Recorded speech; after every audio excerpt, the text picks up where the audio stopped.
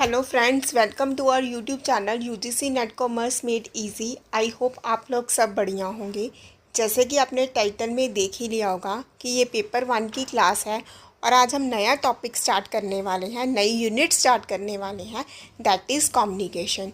ये unit easy भी है और पेपर के व्यू पॉइंट से काफ़ी इम्पॉर्टेंट है। आज हम स्टडी करेंगे कम्युनिकेशन क्या है, इसके टाइप्स क्या क्या हैं। सबसे पहले हम कम्युनिकेशन देखते हैं कि कम्युनिकेशन होता क्या है। कम्युनिकेशन एक ऐसा फंडामेंटल प्रोसेस है जो एजुकेशन, रिसर्च और ह्यूमन इंटरेक्शन का बेस है। ये आइडियाज़, नॉलेज और इमोशन के एक्सचेंज का पॉसिबल बनाता है। यानी बिना कम्युनिकेशन के ना टीचिंग पॉसिबल है, ना रिसर्च और ना कोई मीनिंगफुल इंटरेक्शन। ये एक ब्रिज है जो लोगों को कनेक्ट करता है। सबसे पहले हम इसका मीनिंग देखेंगे क्या होता है। कम्युनिकेशन का मतलब है इंफॉर्मेशन, आइडियाज़, थॉट्स, फीलिंग्स या ओपिनियन का एक इंडिविजुअल या ग्रुप से दूसरे तक एक्सचेंज करना, और ये अलग अलग मीडियम्स के थ्रू होता है, जैसे बोलना, लिखना या विजुअल एड्स। ये एक डायनामिक प्रोसेस है, मतलब ये स्टैटिक नहीं है, हर वक्त चेंज होता रहता है डिपेंडिंग अपॉन द कंटेक्स्ट। ये एक डायनामिक और इंटरेक्टिव प्रोसेस है। डायनामिक इसलिए क्योंकि ये सिचुएशन के साथ अडॉप्ट होता है, और इंटरेक्टिव इसलिए क्योंकि इसमें दो तरफ का इन्वॉल्वमेंट होता है, सेंडर और रिसीवर। ये अंडरस्टैंडिंग और कोलैबोरेशन को फैसिलिटेट करता है, जैसे क्लासरूम में टीचर और स्टूडेंट के बीच या रिसर्च के ग्रुप डिस्कशन में। अब हम इसकी डेफिनेशन के बारे में स्टडी करेंगे कि कम्युनिकेशन क्या है। Defining communication. अब कम्युनिकेशन की डेफिनेशन देखते हैं ताकि इसका कंसेप्ट और क्लियर हो।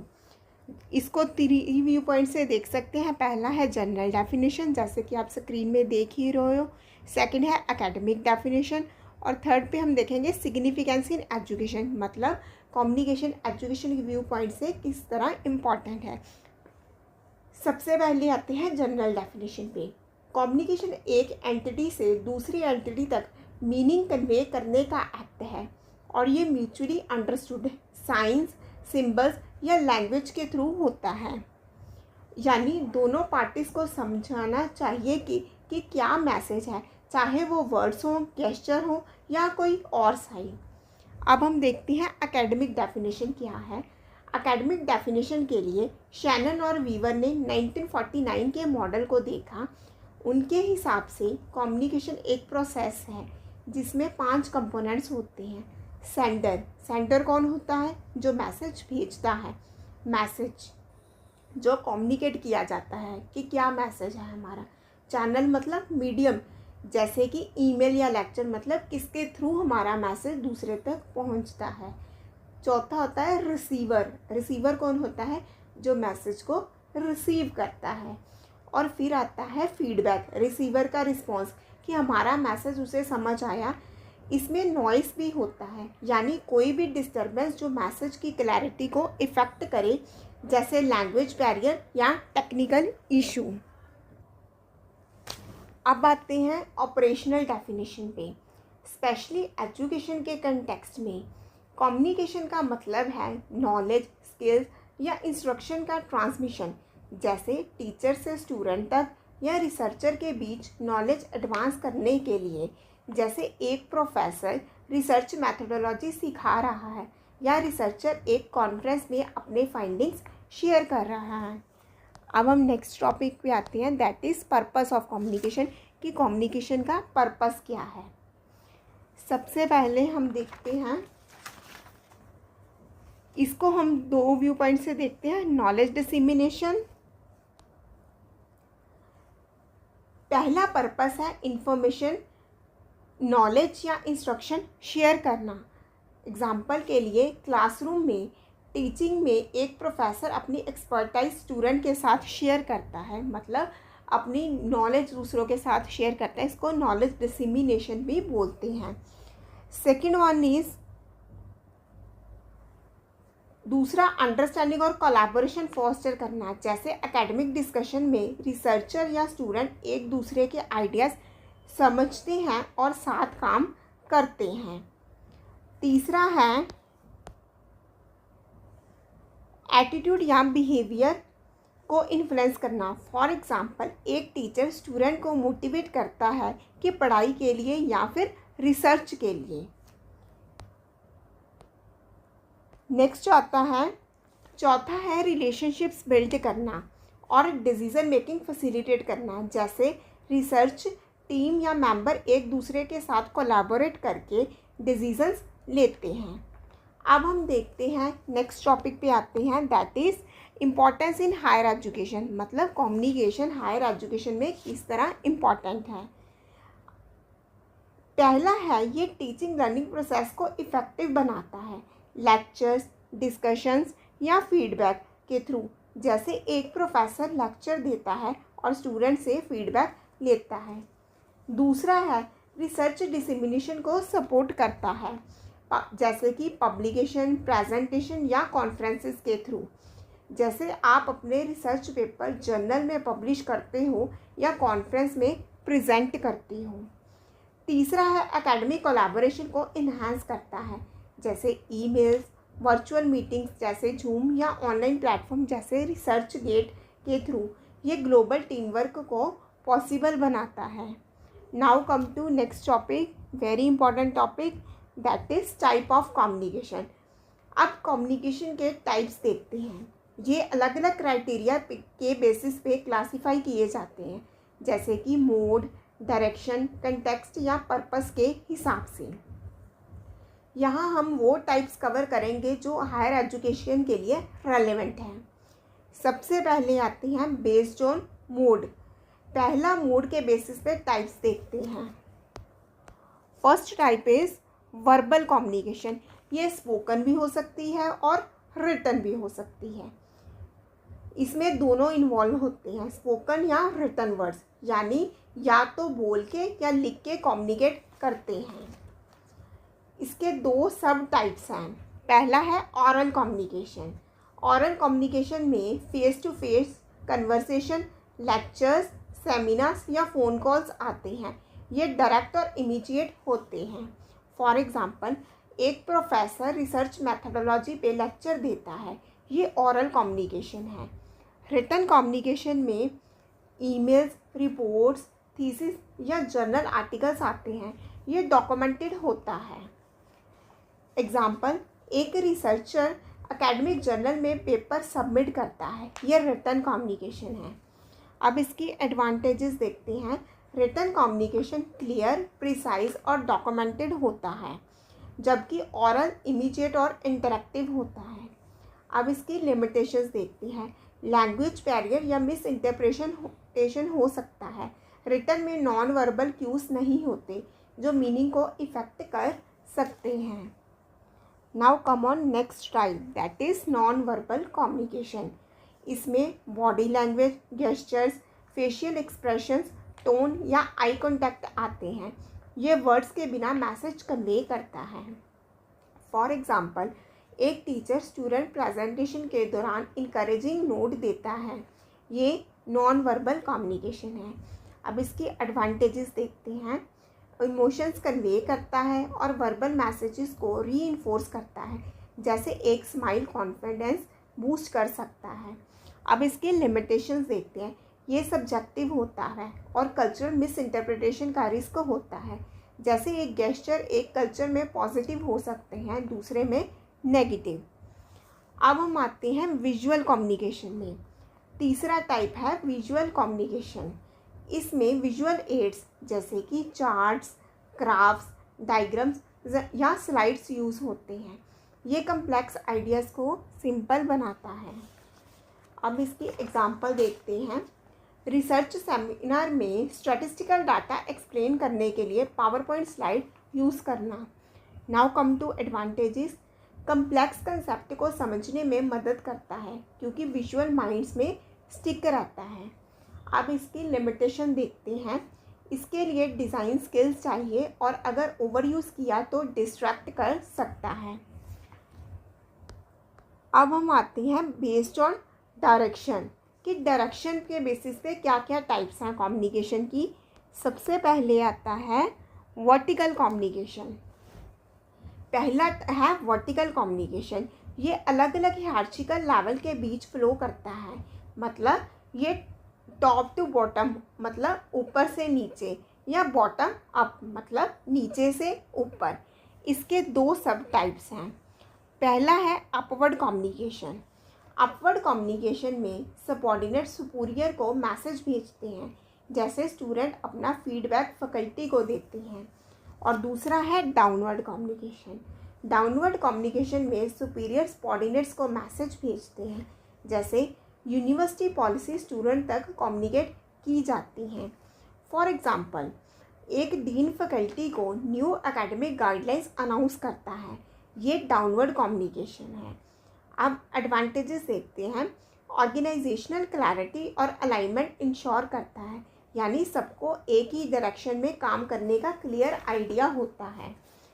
अब इसके लिमिटेशंस देखते हैं। ये फॉर्मल होता है और हायरार्की की वजह से रिस्ट्रिक्टेड हो सकता है, जिससे ओपननेस कम हो सकती है।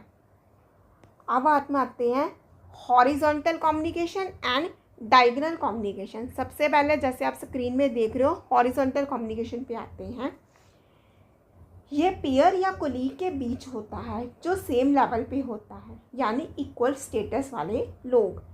For example, faculty member research project पे ग्रुप डिस्कशन के थ्रू कोलैबोरेट करते हैं।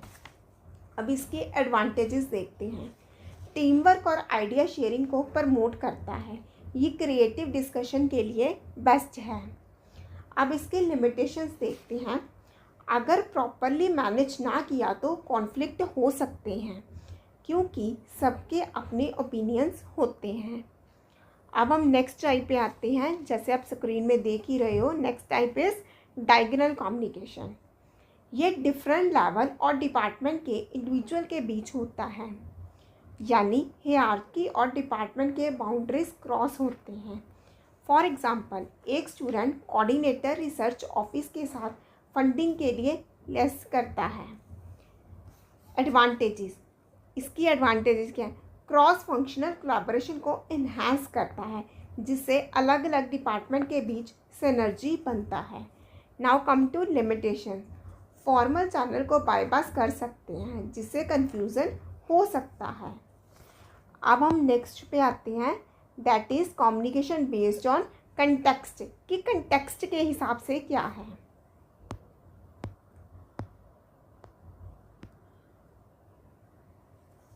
इसमें आपका सबसे पहले आता है फॉर्मल कम्युनिकेशन। ये स्ट्रक्चर्ड होता है। इसके भी दो चैनल्स के थ्रू है, structured channel and official notes.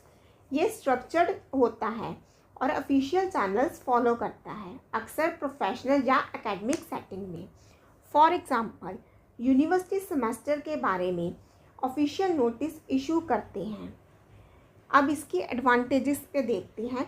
ये क्लियर होता है, डॉक्यूमेंटेड और अथॉरिटेटिव होता है, जिससे कोई कन्फ्यूज़न नहीं होता।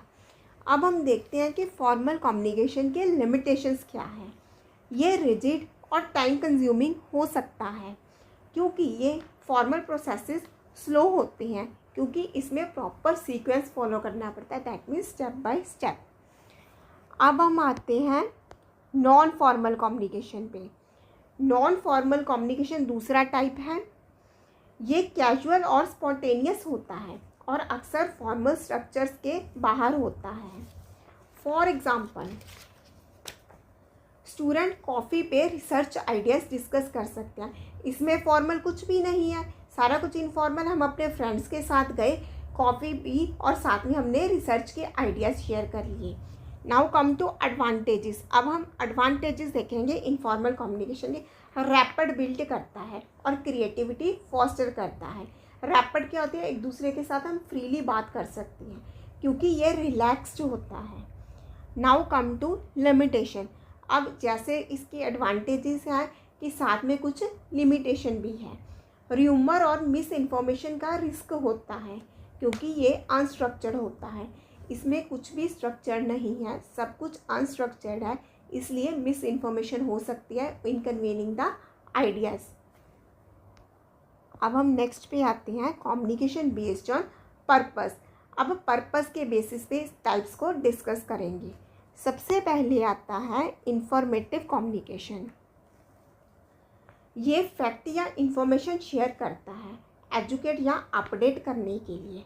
For example, professor methodology class में रिसर्च एथिक्स एक्सप्लेन करता है। नेक्स्ट आता है परवेसिव कम्युनिकेशन। परसुएसिव कम्युनिकेशन ये एटीट्यूड या बिहेवियर को इन्फ्लुएंस करने का एम रखता है। For example, researcher funding agency को अपना प्रोजेक्ट सपोर्ट करने के लिए कन्विंस करता है, मतलब उसको वो कन्विंस करता है कि वो उसको फंड दे क्योंकि उसका प्रोजेक्ट अच्छा है। नेक्स्ट आता है एक्सप्रेसिव कम्युनिकेशन। ये नेक्स्ट टाइप है, ये इमोशन या फीलिंग्स को कन्वे करता है। फॉर एग्जांपल, टीचर स्टूडेंट के थीसिस प्रेजेंटेशन की प्रेज करता है। ये था कम्युनिकेशन का इन डेप्थ और एडवांस्ड ओवरव्यू। हमने आज क्या किया, मीनिंग्स की, टाइप्स की और करैक्टरिस्टिक की। हर टाइप का अपना रोल है, चाहे टीचिंग हो, रिसर्च डिसेमिनेशन हो या कोलैबोरेशन हो। इसके प्रिंसिपल को समझकर आप अपने एकेडमिक और प्रोफेशनल लाइफ में बेटर कम्युनिकेटर बन सकते हो। इफ़ेक्टिव कम्युनिकेशन के कुछ डिस्टिंक्ट करैक्टरिस्टिक्स होते हैं जो इंश्योर करते हैं कि मैसेज क्लियर हो, इंगेजिंग हो और सेंडर और रिसीवर के बीच म्यूचुअल अंडरस्टैंडिंग हो। ये करैक्टरिस्टिक्स स्पेशली एकेडमिक और रिसर्च कंटेक्स्ट में बहुत इंपॉर्टेंट है क्योंकि यहाँ क्लैरिटी और प्रिसीजन क्रिटिकल होती है। ये क्या है कि इंटरैक्टिव प्रोसेस है। आज हम देखेंगे एसेंस ऑफ कम्युनिकेशन क्या है। इसका पहला करैक्टरिस्टिक्स क्या आता है, ये एक इंटरैक्टिव प्रोसेस है। कम्युनिकेशन में सेंडर और रिसीवर के बीच एक टू वे एक्सचेंज होता है और अक्सर इसमें फीडबैक भी इन्वॉल्व होता है, यानी एक वन साइडेड प्रोसेस नहीं है, दोनों तरफ से पार्टिसिपेशन होती है। फीडबैक के थ्रू सेंडर को पता चलता है कि मैसेज सही से समझ आया या नहीं। फॉर एग्ज़ाम्पल, एक स्टूडेंट लेक्चर के दौरान क्लैरिफाइंग क्वेश्चन पूछता है। इससे टीचर को पता चलता है कि कहाँ कन्फ्यूज़न है और वो अपनी एक्सप्लेनेशन एडजस्ट करता है। ये इंटरेक्शन कम्युनिकेशन को इफ़ेक्टिव बनाता है। जैसे कि आप स्क्रीन में देख ही रहे हो, इफ़ेक्टिव कम्युनिकेशन हमेशा क्या होता है, कंटिन्यूस होता है और डायनामिक। ये उसका सेकंड करैक्टरिस्टिक्स है। कम्युनिकेशन एक ऑनगोइंग प्रोसेस है, मतलब ये एक बार का इवेंट नहीं है, ये कंटेक्स्ट और पार्टिसिपेंट के साथ इवॉल्व करता है। हर बार सिचुएशन, पीपल या मीडियम चेंज होने से कम्युनिकेशन का स्टाइल भी चेंज होता है। फॉर एग्ज़ाम्पल, एक रिसर्च टीम मंथ तक ईमेल्स, मीटिंग्स और ऑनलाइन प्लेटफॉर्म जैसे गूगल डॉक्स यूज़ करता है अपने स्टडी को रिफाइन करने के लिए। ये प्रोसेस कंटिन्यूस है और टाइम के साथ इवॉल्व होता है as new ideas are coming up. अब हम डिस्कस करेंगे की करैक्टरिस्टिक्स ऑफ इफ़ेक्टिव कम्युनिकेशन, कि उसके क्या क्या मेन करैक्टरिस्टिक्स क्या हैं जिससे हमारा कम्युनिकेशन क्या हो, इफ़ेक्टिव हो और मीनिंगफुल हो। सबसे पहले आता है, पहला करैक्टरिस्टिक्स क्या है, पर्पसफुल और फोकस्ड होना चाहिए। कम्युनिकेशन हमेशा गोल ओरिएंटेड होता है। इसका ना तो कोई पर्पस होता है, या तो इन्फॉर्म करना, परस्यूड करना या रिलेशनशिप्स बिल्ड करना। बिना पर्पस के कम्युनिकेशन मीनिंगलेस हो सकता है। फॉर एग्ज़ाम्पल, एक journal article research findings communicate करता है ताकि एकेडमिक नॉलेज एडवांस हो।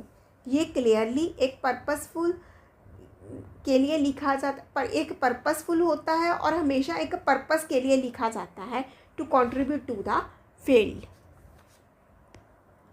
अब हम नेक्स्ट पे आते हैं, दैट इज़ मल्टी चैनल। ये नेक्स्ट करैक्टरिस्टिक है। कम्युनिकेशन मल्टीपल चैनल्स के थ्रू होता है, जैसे वर्बल कैसे होएगा, मतलब बोलकर।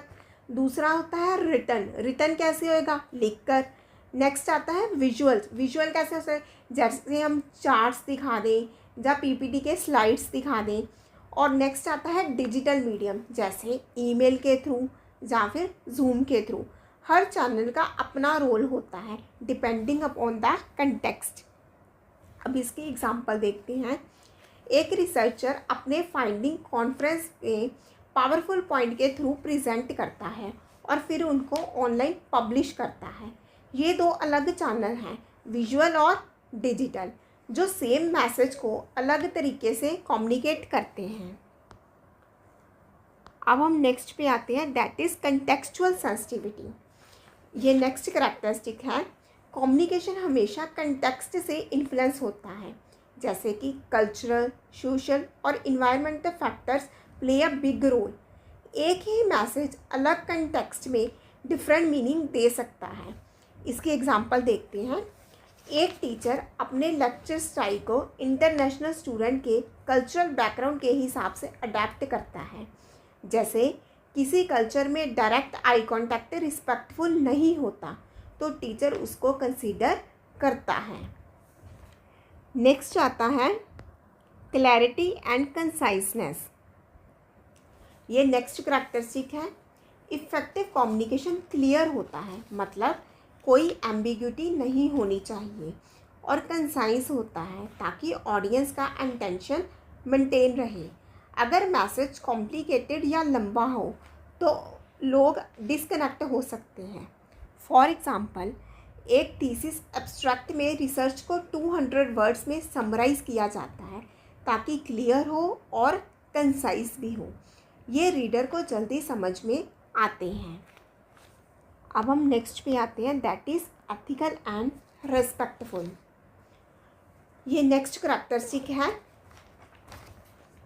कम्युनिकेशन एथिकल स्टैंडर्ड्स को फॉलो करता है और पार्टिसिपेंट की डिग्निटी और प्राइवेसी को रिस्पेक्ट करता है, स्पेशली रिसर्च और टीचिंग में यह बहुत क्रिटिकल है। नेक्स्ट करैक्टरिस्टिक्स पे आते हैं, that is minimizing noise. Communication noise से इफ़ेक्ट होता है। नॉइस दो तरह के होते हैं, एक्सटर्नल और इंटरनल। एक्सटर्नल नॉइस क्या होती है, जैसे लाउड इन्वायरमेंट, और इंटरनल कैसे हो सकती है, जैसे लैंग्वेज बैरियर, जैसे टीचर डिफरेंट लैंग्वेज यूज़ करता है, स्टूडेंट डिफरेंट, और कम्युनिकेशन पॉसिबल नहीं है। ये मैसेज की क्लैरिटी को डिसरप्ट कर सकते हैं। For example, virtual research meeting में पुअर इंटरनेट कनेक्टिविटी की वजह से कम्युनिकेशन डिसरप्ट हो सकता है, जैसे जूम कॉल में वॉइस का ब्रेक होना। ये हमने करैक्टरिस्टिक्स देखे थे। अब हम आते हैं एप्लीकेशन इन हायर एजुकेशन। इसमें हम देखेंगे कि कम्युनिकेशन का क्या यूज़ है इन हायर एजुकेशन में, कि हायर एजुकेशन में कम्युनिकेशन कैसे अप्लाई होता है। सबसे पहले आता है टीचिंग लर्निंग प्रोसेस। ये पहला एप्लीकेशन है, teaching learning process. Teacher verbal मतलब जैसे लेक्चर्स देता है, नॉन वर्बल मतलब गेस्चर्स, और विजुअल्स मतलब जैसे स्लाइड्स कम्युनिकेशन यूज़ करते हैं ताकि कंटेंट इफ़ेक्टिवली डिलीवर हो। जैसे एक प्रोफेसर लेक्चर के साथ स्लाइड्स और हैंड गेस्चर्स यूज़ करता है ताकि स्टूडेंट को समझ आए। नेक्स्ट आता है, दूसरा है रिसर्च कोलैबोरेशंस। हॉरिजॉन्टल कम्युनिकेशन, जैसे कि गूगल डॉक्स या माइक्रोसॉफ्ट टीम्स के थ्रू रिसर्चर के बीच टीम वर्क फैसिलिटेट करता है। सब एक साथ डॉक्यूमेंट्स एडिट कर सकते हैं, आइडियाज़ शेयर कर सकते हैं। तीसरा है एकेडमिक डिसेमिनेशन। रिटन कम्युनिकेशन, जैसे जर्नल्स, आर्टिकल्स या विजुअल कम्युनिकेशन जैसे कॉन्फ्रेंस, पोस्टर्स के थ्रू रिसर्च फाइंडिंग्स शेयर किए जाते हैं। ये ग्लोबल ऑडियंस तक पहुंचाते हैं। Now come to next, student engagement strategies. चौथा है स्टूडेंट इंगेजमेंट। इनफॉर्मल कम्युनिकेशन, जैसे कि क्लासरूम डिस्कशन, स्टूडेंट पार्टिसिपेशन और मोटिवेशन को फोस्टर करता है। जैसे ओपन एंडेड क्वेश्चन से स्टूडेंट अपने थॉट्स शेयर करते हैं। Next one is administrative communication. पांचवा है administrative communication. Formal vertical communication, जैसे यूनिवर्सिटी पॉलिसी के अनाउंसमेंट्स हो गए, पॉलिसी इम्प्लीमेंटेशंस होगी और फीडबैक को इंश्योर करता है, जैसे डीन फैकल्टी को न्यू गाइडलाइंस भेजता है।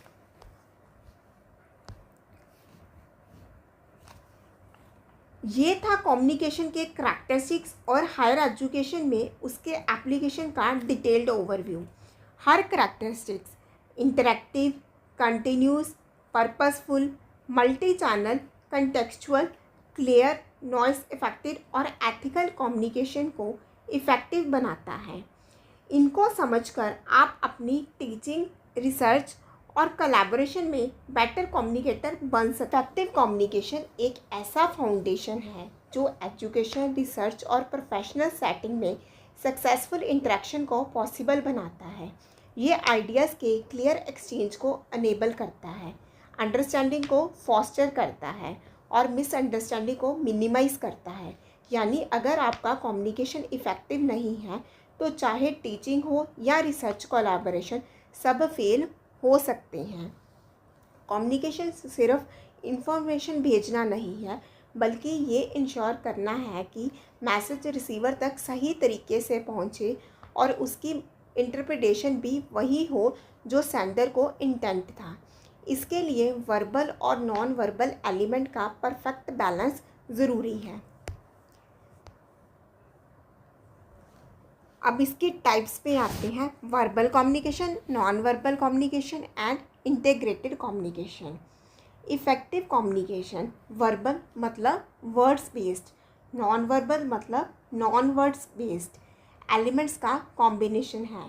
ये दोनों साथ में काम करते हैं ताकि पूरा मैसेज कन्वे हो। वर्बल कंटेंट देता है जबकि नॉन वर्बल कंटेक्स्ट, इमोशन और एम्फेसाइसिस ऐड करता है।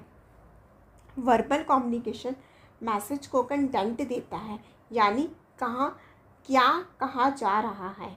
नॉन वर्बल उसमें कंटेक्स्ट, इमोशन और एम्फेसाइसिस डालता है, यानी कैसे कहा जा रहा है, जो मैसेज के इम्पैक्ट को बढ़ाता है।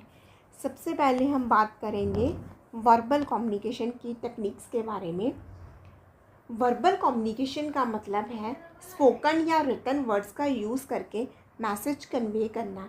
ये एक्सप्लिसिट होता है, मतलब क्लियर और डायरेक्ट, और मैसेज की क्लैरिटी और आर्टिकुलेशन पे डिपेंड करता है, यानी वर्ड्स को केयरफुली चूज़ ज़रूरी है। Now come to characteristics of. First characteristic है एक्टिव लिसनिंग। एक्टिव लिसनिंग के बारे में पढ़ेंगे। एक्टिव लिसनिंग भी एक करैक्टरिस्टिक है। सिर्फ बोलना ही नहीं है, बल्कि रिस्पॉन्सेस इनकरेज करना और पैराफ्रेजिंग के थ्रू कंफर्म करना कि मैसेज समझ में आया या नहीं। ये टू वे कम्युनिकेशन को स्ट्रॉन्ग करता है। अब हम नेक्स्ट करैक्टरिस्टिक्स पे आते हैं इफ़ेक्टिव कम्युनिकेशन का, that is tone and volume. Tone और वॉल्यूम का मॉड्यूलेशन इम्पैक्ट बढ़ाता है। जैसे कॉन्फिडेंट टोन क्रेडिबिलिटी बिल्ड करता है, जबकि अग्रेसिव टोन ऑडियंस को डिस्कनेक्ट कर सकता है। For example lectures, email, research discussion या थीसिस डिफेंसेस, ये सब वर्बल कम्युनिकेशन के फॉर्म्स हैं। जैसे एक प्रोफेसर लेक्चर देता है, ये रिसर्च अपना थीसिस डिफेंड करता है। अब हम नेक्स्ट पे आते हैं स्ट्रैटेजीज फॉर इफेक्टिवनेस। एक करैक्टरिस्टिक और है, that is clear and precise. Clarity और प्रिसीजन ज़रूरी है। सिंपल लैंग्वेज यूज़ करो, जर्गन अवॉइड करो और सेंटेंसेस लॉजिकली स्ट्रक्चर करो ताकि ऑडियंस को समझ आए। जैसे टेक्निकल टर्म्स को एक्सप्लेन करना ज़रूरी है अगर ऑडियंस अनफेमिलियर हो। अब हम आते हैं नेक्स्ट टॉपिक पे, that is strategies for effectiveness. अब हम वो स्ट्रैटेजीज़ के बारे में स्टडी करेंगे जो वर्बल कम्युनिकेशन को इफ़ेक्टिव बनाते हैं। ऑडियंस के लेवल के हिसाब से अडेप्ट करो। जैसे अंडर ग्रेजुएट स्टूडेंट के लिए टेक्निकल टर्म्स सिंप्लीफाई करो ताकि वो इजीली समझ सकें। फीडबैक लूप्स यूज़ करो। जैसे क्वेश्चंस पूछकर वेरीफाई करो कि ऑडियंस ने मैसेज समझा या नहीं। ये मिसअंडरस्टैंडिंग को रिड्यूस करता है। अब इसके एडवांटेजेस देखते हैं। ये डिटेल्ड एक्सप्लेनेशन और डॉक्यूमेंटेशन अलाउ करता है। जैसे रिटन कम्युनिकेशन में एवरीथिंग रिकॉर्डेड होता है जो फ्यूचर रेफरेंस के लिए यूज़फुल है। Now come to limitation. Accent, ambiguity या कल्चरल डिफरेंसेस की वजह से मिस इंटरप्रिटेशन हो सकती है। एक वर्ड का मतलब अलग कल्चर में अलग हो सकता है। अब हम आते हैं नेक्स्ट पे टाइप पे, that is non verbal communication.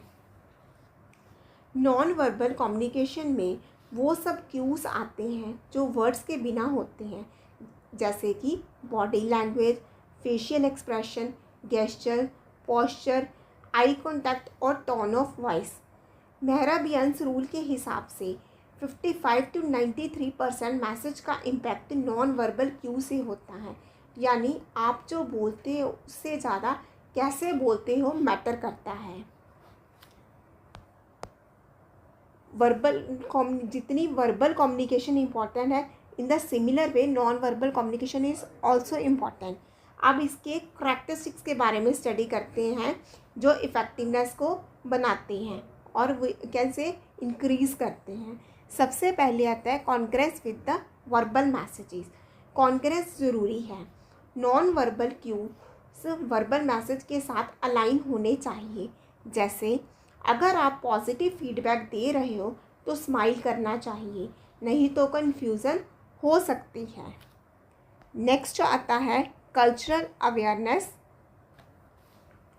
Culture awareness critical है। गेस्चर्स अलग कल्चर में अलग मीनिंगफुल दे सकते हैं। जैसे थम्स अप इंडिया में पॉजिटिव है, लेकिन कुछ रीजन में ये ऑफेंसिव हो सकता है। नेक्स्ट करैक्टरिस्टिक्स पे आते हैं, that is proxemics and haptics. इसका प्रोक्सेमिक्स मतलब पर्सनल स्पेस और हैप्टिक्स मतलब टच। इंटरेक्शन के कंफर्ट लेवल को इन्फ्लुएंस करते हैं।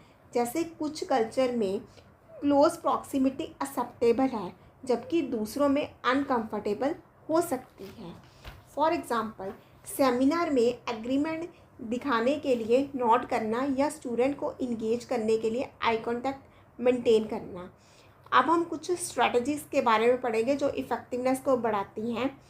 अब स्ट्रैटेजीज़ जो नॉन वर्बल कम्युनिकेशन को इफ़ेक्टिव बनाती हैं। बॉडी लैंग्वेज का ध्यान रखो, जैसे ओपन पोस्चर मतलब आर्म्स को क्रॉस्ड ट्रस्ट इनकरेज करता है, जबकि क्लोज्ड पोस्चर डिफेंसिव लग सकता है। विजुअल जैसे स्लाइड्स यूज़ करो ताकि नॉन वर्बल एलिमेंट रीइंफोर्स हो। जैसे एक ग्राफ प्रेजेंटेशन में वर्बल एक्सप्लेनेशन को विजुअली सपोर्ट करता है। एडवांटेजेस क्या हैं? इमोशनल कनेक्शन और ऑथेंटिसिटी बढ़ाते हैं। नॉन वर्बल क्यू दिल से दिल तक जाते हैं। Now come to limitations.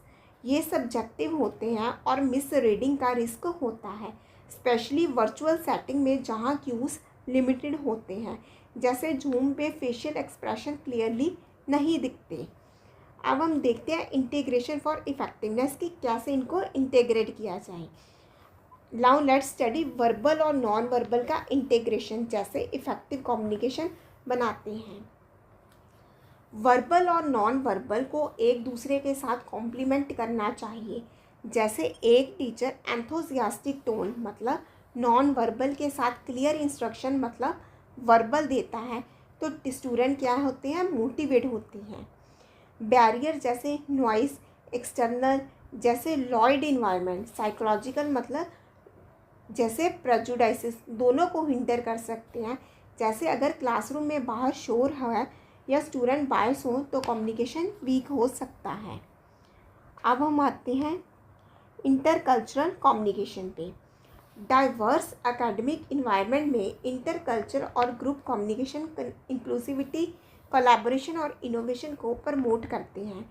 ये ग्लोबल रिसर्च और मल्टीकल्चरल क्लासरूम के लिए ज़रूरी हैं, क्योंकि आजकल टीम्स और क्लासरूम ग्लोबली कनेक्टेड होते हैं। पहले बात करते हैं इंटरकल्चरल कम्युनिकेशन के बारे में।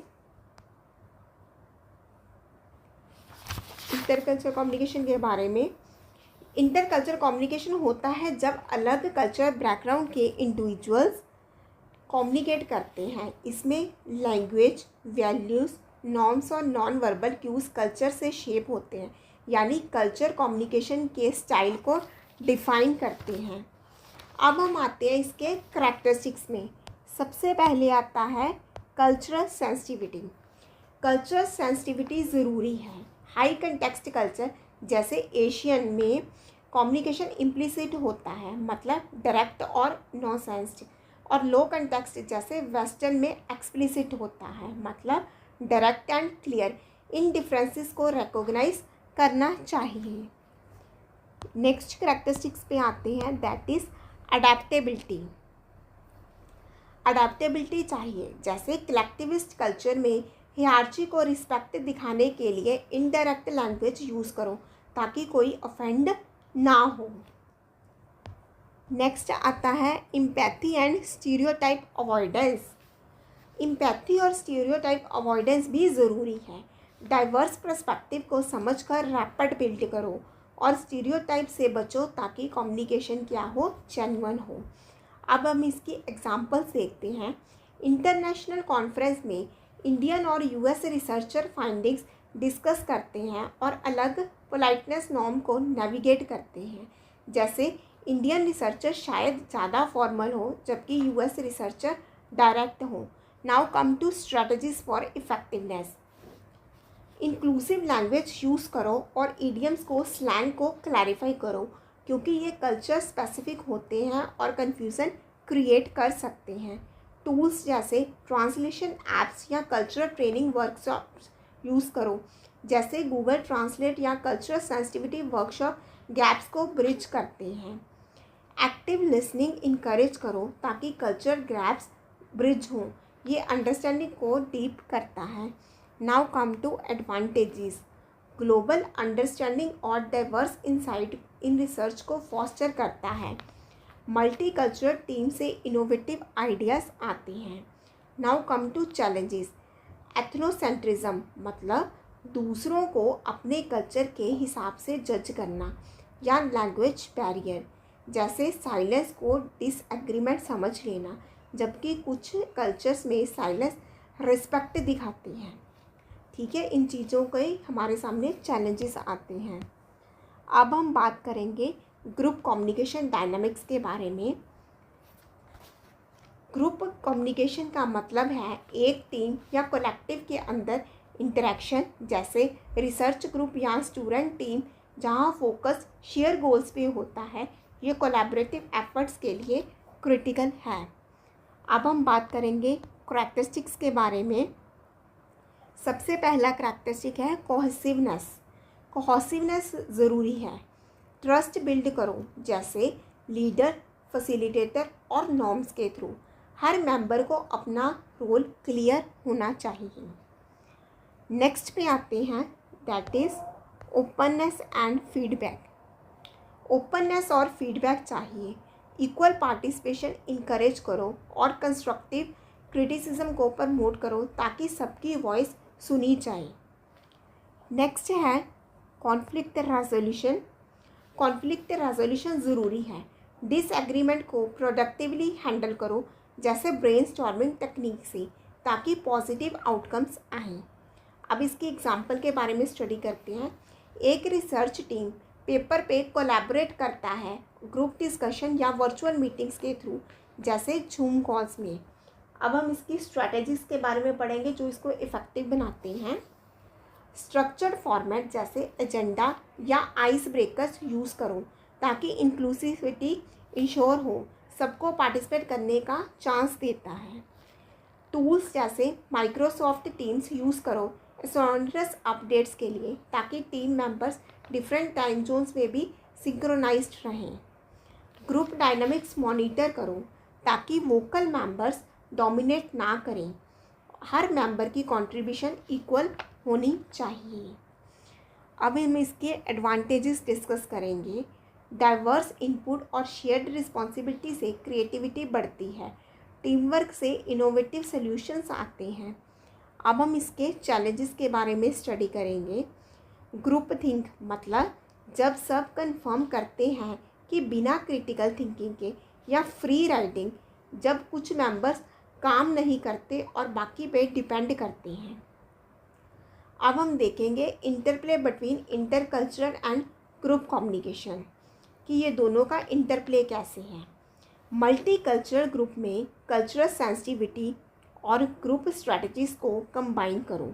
जैसे एक डाइवर्स रिसर्च टीम में न्यूट्रल लैंग्वेज यूज़ करो ताकि कल्चरल फ्लॉक्स पास मतलब मिस्टेक्स ना हो, और इंश्योर करो कि सबकी वॉइस सुनी जाए। ये इंक्लूसिविटी और कोलैबोरेटिव के लिए क्रिटिकल है। तो ये था इफ़ेक्टिव कम्युनिकेशन का डिटेल्ड और एडवांस्ड ओवरव्यू, जैसे कि वर्बल, नॉन वर्बल, इंटरकल्चरल और ग्रुप कम्युनिकेशन के साथ हर टाइप और स्ट्रेटजी आपकी टीचिंग, रिसर्च और कोलैबोरेशन को इन्हांस कर सकते हैं। आज हमने स्टडी किया इफ़ेक्टिव कम्युनिकेशन, उसके टाइप्स, और उसके बाद हमने स्टडी किया ग्रुप डायनामिक्स और ग्रुप कम्युनिकेशन भी स्टडी किया, और मल्टी कल्चर के बारे में किया। सबसे पहले देखते हैं कि क्लासरूम कम्युनिकेशन होता क्या है। क्लासरूम कम्युनिकेशन एक इंटरेक्टिव एक्सचेंज है जो टीचर, स्टूडेंट और पीयर के बीच होता है एजुकेशनल सेटिंग में। ये टीचिंग लर्निंग प्रोसेस का बैकबोन है। बिना इसके नॉलेज ट्रांसफ़र, इंगेजमेंट और अंडरस्टैंडिंग पॉसिबल नहीं है। ये इंश्योर करता है कि क्लासरूम में सब एक दूसरे से कनेक्टेड रहें। अब हम सबसे पहले क्लासरूम कम्युनिकेशन की डेफिनेशन के बारे में स्टडी करेंगे कि क्या है इसकी डेफिनेशन। क्लासरूम कम्युनिकेशन में 3 तरह के इंटरेक्शंस होते हैं। टीचर स्टूडेंट जैसे कि लेक्चर, स्टूडेंट स्टूडेंट जैसे कि ग्रुप डिस्कशन, और टीचर कंटेंट जैसे टीचर का कंटेंट एक्सप्लेन करना। इसमें वर्बल मतलब वर्ड्स, नॉन वर्बल मतलब गेस्चर्स, एक्सप्रेशंस हो गए, और डिजिटल एलिमेंट्स जैसे कि स्लाइड्स हो गए, एलएमएस हो गए, ब्लेंड होते हैं। ये कॉम्बिनेशन कम्युनिकेशन को रिच बनाते हैं। की मॉडल्स देखते हैं। की मॉडल्स हैं बर्लोस SMCR, जैसे कि आप स्क्रीन में देख रहे हो, मतलब सोर्स, एस मतलब सोर्स, सोर्स मतलब टीचर, मैसेज, एम से मैसेज, मैसेज मतलब कंटेंट। थर्ड है चैनल, चैनल मतलब मीडियम, मतलब किसके थ्रू जा रहे हैं। नेक्स्ट आता है रिसीवर, आर से रिसीवर मतलब स्टूडेंट। और ट्रांजैक्शनल मॉडल जो फीडबैक पे ज़्यादा फोकस करता है। ट्रांजैक्शनल मॉडल कहता है कि कम्युनिकेशन एक 2 वे प्रोसेस है जिसमें सेंडर और रिसीवर दोनों एक्टिव होते हैं। फीडबैक इसमें क्रिटिकल है। अब हम बात करेंगे इसकी इम्पोर्टेंस के बारे में। इफ़ेक्टिव कम्युनिकेशन के लिए पॉइंट ऑफ व्यू से काफ़ी इम्पॉर्टेंट है, क्योंकि इससे नॉलेज बिल्ड होती है, स्किल डेवलपमेंट होती है, और थर्ड में रिलेशनशिप बिल्डिंग में हेल्प करता है। अब हम आते हैं करैक्टरिस्टिक्स ऑफ इफ़ेक्टिव टीचिंग कि क्या क्या इसके करैक्टरिस्टिक्स हैं जो इसको इफ़ेक्टिव बनाते हैं। सबसे पहला करैक्टरिस्टिक है बाई डायरेक्शनल फ्लो, मतलब टीचर का डिटेक्टिव अप्रोच, मतलब सिर्फ बोलने का मेथड, और स्टूडेंट पार्टिसिपेशन मतलब इंटरेक्टिव डिस्कशन का बैलेंस होना चाहिए। एक ही तरफ से कम्युनिकेशन नहीं चलना चाहिए, स्टूडेंट को भी इन्वॉल्व करना ज़रूरी है। अब हम नेक्स्ट करैक्टरिस्टिक्स पे आते हैं, दैट इज़ इंक्लूसिविटी। इंक्लूसिविटी ज़रूरी है। डाइवर्स लर्नर जैसे डिफरेंट बैकग्राउंड या डिसेबिलिटी वाले स्टूडेंट, कोई भी डिसेबिलिटी हो सकती है, जैसे हियरिंग इम्पेयर्ड के लिए विजुअल एड्स को अकोमोडेट करना चाहिए। ये इंश्योर करता है कि सबको इक्वल लर्निंग अपॉर्चुनिटीज़ मिले। नेक्स्ट है फीडबैक ओरिएंटेड।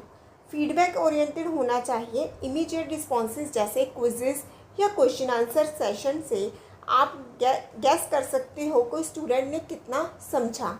ये रियल टाइम क्लैरिटी देता है। टेक्नोलॉजी इंटीग्रेशन क्रिटिकल है। आईसीटी टूल्स जैसे LMS, learning management system, for example Moodle, hybrid communication के लिए यूज़ होते हैं, जहां ऑनलाइन और ऑफलाइन दोनों तरह से कंटेंट डिलीवर होता है। अब हम आते हैं टाइप्स ऑफ क्लासरूम में, नेक्स्ट टॉपिक पे, कि टाइप्स ऑफ क्लासरूम कम्युनिकेशन कैसा है। अब इसके टाइप्स देखते हैं। पहली टाइप है teacher centred communication. Teacher centred communication जिसमें लेक्चर या डेमोन्स्ट्रेशन होते हैं, और वर्बल कम्युनिकेशन डोमिनेंट होता है। ये ट्रेडिशनल टीचिंग स्टाइल है जहाँ टीचर कंटेंट डिलीवर करता है। अब हम नेक्स्ट पे आते हैं, that is student centred communication. दूसरा है स्टूडेंट सेंटर्ड कम्युनिकेशन, जिसमें डिस्कशन, ग्रुप एक्टिविटीज़ या प्रेजेंटेशन होती हैं। ये ग्रुप कम्युनिकेशन पे फोकस करते हैं और स्टूडेंट को एक्टिव रोल देते हैं। तीसरा है नॉन वर्बल एलिमेंट, जैसे टीचर का पोस्चर, जैसे कॉन्फिडेंस से खड़े होना, या स्टूडेंट का बॉडी लैंग्वेज, जैसे नोडिंग करना, इंगेजमेंट के सिग्नल्स देता है। ये कम्युनिकेशन को और इफ़ेक्टिव बनाते हैं। अब हम नेक्स्ट टॉपिक पे आते हैं। अब स्ट्रैटेजीज जो क्लासरूम कम्युनिकेशन को इफ़ेक्टिव बनाते हैं।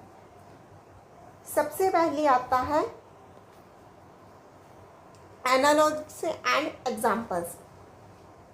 लेक्चर में सिंपल एनालॉग्स यूज़ करो ताकि सीमेंटिक इश्यूज मतलब कम्प्लेक्स टर्म्स ओवरकम हो, जैसे रिसर्च मेथोडोलॉजी समझाते वक्त रियल वर्ल्ड के एग्जाम्पल्स देना।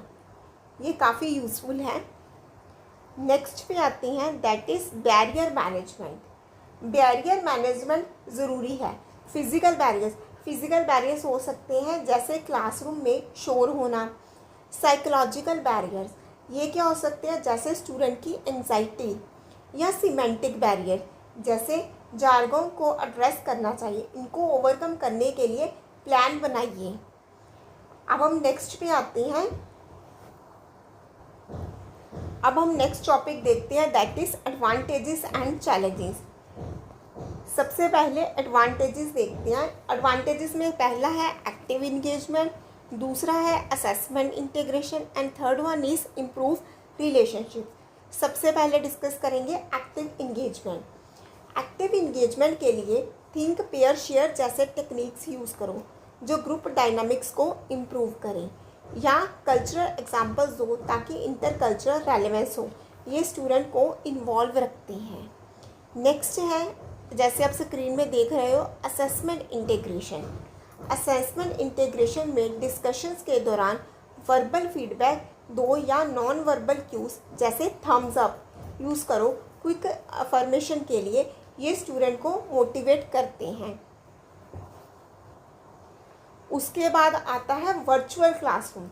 वर्चुअल क्लासरूम में जैसे जूम पे कैमरास अनेबल करो ताकि नॉन वर्बल क्यूज़ दिखे, और चैट फीचर्स यूज़ करो इंटरकल्चरल पार्टिसिपेशन के लिए। ये ऑनलाइन क्लासेस में भी इंगेजमेंट बनाए रखते हैं। अब इसकी ओवरऑल एडवांटेजेस देखते हैं। ये नॉलेज, स्किल और रिलेशनशिप बिल्ड करता है और क्रिटिकल थिंकिंग को इन्हांस करता है। इफ़ेक्टिव क्लासरूम कम्युनिकेशन से स्टूडेंट के ओवरऑल डेवलपमेंट में मदद मिलती है। अब हम नेक्स्ट टॉपिक पे आते हैं, that is challenges. Large class sizes से इंटरेक्शन लिमिटेड हो सकता है और कल्चरल डाइवर्सिटी मिसअंडरस्टैंडिंग क्रिएट कर सकती है। सल्यूशन है स्मॉल ग्रुप एक्टिविटीज़ जो ज़्यादा पर्सनलाइज्ड इंटरेक्शन अलाउ करते हैं। अब हमने चैलेंजेस भी स्टडी कर लिए। अब हम नेक्स्ट टॉपिक पे आते हैं, दैट इज़ ओवरकमिंग बैरियर्स। कि कम्युनिकेशन के बैरियर्स और उनको ओवरकम करने के क्या क्या तरीके हैं। सबसे पहले आता है कॉमन बैरियर्स। फिज़िकल बैरियर्स आते हैं, साइकोलॉजिकल बैरियर्स आते हैं और कल्चरल बैरियर। फिज़िकल बैरियर्स कौन से होते हैं, जैसे डिस्टेंस या शोर, जैसे क्लासरूम में बाहर का नॉइज़, मतलब बाहर की नॉइज़ जब हमें क्लासरूम में डिस्टर्ब करती है। सेकेंड आता है फिजियोलॉजिकल, मतलब हियरिंग इशू या विजन प्रॉब्लम। फिर आता है साइकोलॉजिकल बैरियर, बायस या एंजाइटी जो कम्युनिकेशन को ब्लॉक करती हैं। नेक्स्ट आता है सीमेंटिक बैरियर्स, लैंग्वेज या जार्गों की वजह से मिसअंडरस्टैंडिंग क्रिएट होती है। फिर आते हैं कल्चरल बैरियर्स, जैसे अलग नॉर्म्स, जैसे साइलेंस का डिफरेंट मतलब अलग अलग कल्चर में। फिर आते हैं ऑर्गेनाइजेशनल बैरियर, हियरार्की को जो कम्युनिकेशन को रिस्ट्रिक्ट करते हैं, जैसे स्टूडेंट का प्रोफेसर से ओपनली बात ना करना। अब हमने बैरियर्स के बारे में देख लिया। अब हम स्टडी करेंगे स्ट्रैटेजीज फॉर ओवरकमिंग दैम। अब इसको कैसे हम दूर कर सकते हैं। सबसे पहले आता है क्लैरिटी। क्लैरिटी के लिए सिंपल लैंग्वेज यूज़ करो और कंफर्म करो कि मैसेज समझ में आया। जैसे लेक्चर के बाद क्विक क्वेश्चन पूछ लो। इसके लिए हमें एक्टिव लिसनिंग चाहिए, सिंपल लैंग्वेज चाहिए और टेक्नोलॉजी टूल्स का यूज़ करना चाहिए। टेक्नोलॉजी टूल्स का यूज़ करो, जैसे सबटाइटल या ट्रांसलेशन सॉफ्टवेयर इंटरकल्चरल बैरियर के लिए, जैसे जूम पे सबटाइटल्स अनेबल करना। उसके बाद आती है इम्पैथी। इम्पैथी से एक्टिव लर्निंग लिसनिंग प्रैक्टिस करो और कल्चरल कॉम्पिटेंस डेवलप करो। ये कल्चरल और साइकोलॉजिकल बैरियर्स को रिड्यूस करता है। उसके बाद आती है ट्रेनिंग वर्कशॉप्स ऑर्गेनाइज करो नॉन वर्बल क्यूज या ग्रुप फैसिलिटेशन के लिए। ये टीचर और स्टूडेंट दोनों को बेटर कम्युनिकेटर बनाते हैं। ये था क्लासरूम कम्युनिकेशन और बैरियर्स टू इफेक्टिव कम्युनिकेशन का in depth overview. Classroom communication के करैक्टरिस्टिक्स, टाइप्स, स्ट्रैटेजीज और बैरियर्स को समझकर आप अपनी टीचिंग को इफेक्टिव बना सकते हो। कम्युनिकेशन हायर एजुकेशन में सक्सेसफुल टीचिंग, लर्निंग और रिसर्च का कोर है। बिना क्लियर कम्युनिकेशन के ना तो टीचिंग इफेक्टिव हो सकती है, ना लर्निंग आउटकम अचीव हो सकते हैं और ना ही रिसर्च कोलैबोरेशन सक्सेसफुल हो सकते हैं। ये एक फाउंडेशन है जो सबको कनेक्ट करती है। लेकिन बैरियर्स कम्युनिकेशन के क्लैरिटी, रिसेप्शन और इम्पैक्ट को हिंडर कर सकते हैं। इसमें मिसअंडरस्टैंडिंग होती है या ऑडियंस डिसएंगेजमेंट हो जाती है। जैसे अगर एक लेक्चर क्लियर नहीं है तो स्टूडेंट कंफ्यूज हो सकते हैं या इंटरेस्ट खो सकते हैं। अब हम देखते हैं meaning of barriers to effective communication. Barriers to effective communication वो ऑब्स्टैकल्स हैं जो सेंडर और रिसीवर के बीच मैसेज के सक्सेसफुल ट्रांसमिशन, रिसेप्शन या मिसअंडरस्टैंडिंग को रोक देते हैं। यानी कोई भी चीज़ जो मैसेज के फ्लो को डिसरप्ट करे वो बैरियर है। ये बैरियर इंफॉर्मेशन के फ्लो को डिसरप्ट करते हैं, जिससे मिस इंटरप्रिटेशन होता है, इंगेजमेंट कम होता है या कम्युनिकेशन क्या गोल अचीव नहीं होता। जैसे अगर एक स्टूडेंट लेक्चर समझ नहीं पाता तो लर्निंग ऑब्जेक्टिव फेल हो सकते हैं। अब हम बैरियर्स की डेफिनेशन देखते हैं। जनरल डेफिनेशन के हिसाब से बैरियर वो फैक्टर हैं जो फिजिकल, साइकोलॉजिकल, सिमेंटिक या कल्चरल जो कम्युनिकेशन प्रोसेस को डिस्टॉर्ट या इम्पीड करते हैं, यानी एक मैसेज को एक क्लैरिटी या डिलीवरी को इफ़ेक्ट करते हैं। ऑपरेशनल डेफिनेशन में एजुकेशन कंटेक्स्ट के लिए बैरियर्स नॉलेज, फीडबैक या आइडियाज़ को एक्सचेंज को हिंडर करती हैं, मतलब ऑब्स्टेकल बनती हैं।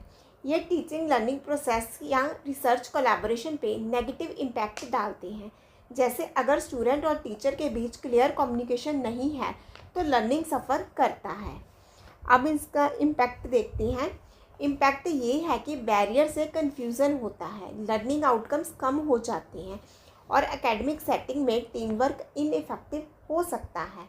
इससे ओवरऑल एकेडमिक प्रोग्रेस पे असर पड़ता है। वाई एड्रेस कम्युनिकेशन बैरियर्स की क्यों उनको हमें एड्रेस करना चाहिए, क्योंकि ये टीचिंग की इफ़ेक्टिवनेस को बढ़ाते हैं। और सेकंड आता है फॉस्टर इंक्लूसिव इन्वायरमेंट, जैसे ये सपोर्टिंग डाइवर्स लर्नर, मतलब अलग अलग लर्नर को इन्हांस करते हैं, सपोर्ट करते हैं। Promote accurate idea exchange in research. अब हम इनको डिटेल में पढ़ते हैं। पहला बैरियर एड्रेस करने से टीचिंग इफ़ेक्टिवनेस बढ़ती है क्योंकि इंस्ट्रक्शंस क्लियरली डिलीवर होते हैं। जैसे अगर टीचर बैरियर को रिमूव करे तो स्टूडेंट को कंटेंट बेटर में समझ आता है। दूसरा, रिसर्च कोलैबोरेशन इम्प्रूव होता है क्योंकि आइडियाज़ एक्यूरेटली एक्सचेंज होते हैं बिना बैरियर्स के। रिसर्च टीम अपने गोल्स एफिशिएंटली अचीव कर सकते हैं। तीसरा, इंक्लूसिव इन्वायरमेंट फॉस्टर होता है जो डाइवर्स लर्नर को सपोर्ट करते हैं। जैसे कल्चरल या लिंग्विस्टिक बैरियर रिमूव करके सब स्टूडेंट के वो इक्वल अपॉर्चुनिटीज़ बनते हैं। चौथा है कि ये यूजीसी नेट के कम्युनिकेशन कॉम्पिटेंस फोकस के साथ अलाइन करता है।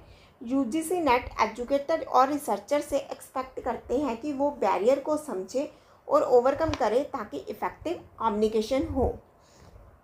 Now come on next topic, that is types of communication barriers, जो हायर एजुकेशन में बहुत रेलेवेंट है। बैरियर्स को कई टाइप्स में कैटेगराइज किया जा सकता है और हर टाइप के अपने कॉजेस और इफ़ेक्ट्स होते हैं। हायर एजुकेशन में ये बहुत रेलेवेंट है क्योंकि यहाँ डाइवर्स लर्नर, कॉम्प्लेक्स कंटेंट और टेक्नोलॉजी मीडिएटेड इंटरेक्शन कॉमन होते हैं। सबसे पहले बैरियर पे आते हैं, दैट इज़ फिजिकल बैरियर।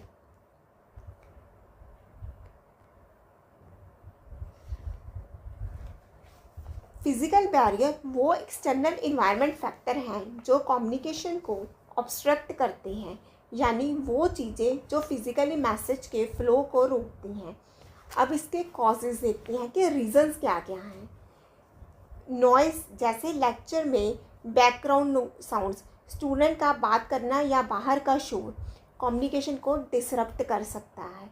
दूसरा रीज़न हो सकता है डिस्टेंस, जैसे रिमोट लर्निंग में poor internet connectivity message delivery को इफ़ेक्ट करता है। नेक्स्ट आ जाता है जैसे इंफ्रास्ट्रक्चर इशू, जैसे फैकल्टी प्रोजेक्टर या माइक्रोफोन में भी कम्युनिकेशन को हिंडर करते हैं। अब हम इसके एग्जांपल्स देखते हैं। हायर एजुकेशन में एक नॉइसी क्लासरूम रिसर्च मेथडोलॉजी के लेक्चर को डिसरप्ट कर सकता है क्योंकि स्टूडेंट्स फोकस नहीं कर पाते। पुअर इंटरनेट कनेक्टिविटी भी हो सकता है। वर्चुअल क्लास सेमिनार में पुअर इंटरनेट कनेक्टिविटी से ऑडियो लग होता है जो डिस्कशन को ब्रेक करता है। अब इसका इम्पैक्ट देखते हैं। ऑडिबिलिटी या विजिबिलिटी कम होती है जिससे स्टूडेंट इंगेज हो जाते हैं या इम्पॉर्टेंट इन्फॉर्मेशन मिस करते हैं। अब हम नेक्स्ट पे आते हैं, that is psychological barriers. Psychological barrier दूसरा टाइप है। साइकोलॉजिकल बैरियर वो इंटरनल मेंटल या इमोशनल स्टेट से है जो कम्युनिकेशन को इफ़ेक्ट करते हैं। ये माइंड के अंदर के इशू होते हैं। कॉजेज़ क्या हैं इसके? अब प्रेजुडाइसिस और बायसनेस, जैसे स्टूडेंट को उनके बैकग्राउंड के बेसिस पे स्टीरियोटाइप करना कम्युनिकेशन को ब्लॉक करता है। स्ट्रेस या एंजाइटी, जैसे प्रेजेंटेशन के दौरान पब्लिक स्पीकिंग का फेयर पार्टिसिपेशन को रोकता है। नेक्स्ट होता है लैक ऑफ अटेंशन या मोटिवेशन, जैसे डिस्ट्रैक्टेड स्टूडेंट कम्युनिकेशन को इफेक्ट को कम करते हैं। अब इसके एग्जांपल्स देखते हैं। हायर एजुकेशन में एक स्टूडेंट की एंजाइटी क्लास डिस्कशन में पार्टिसिपेशन को रोक सकती है क्योंकि वो ओपनली बोलने से डरता है।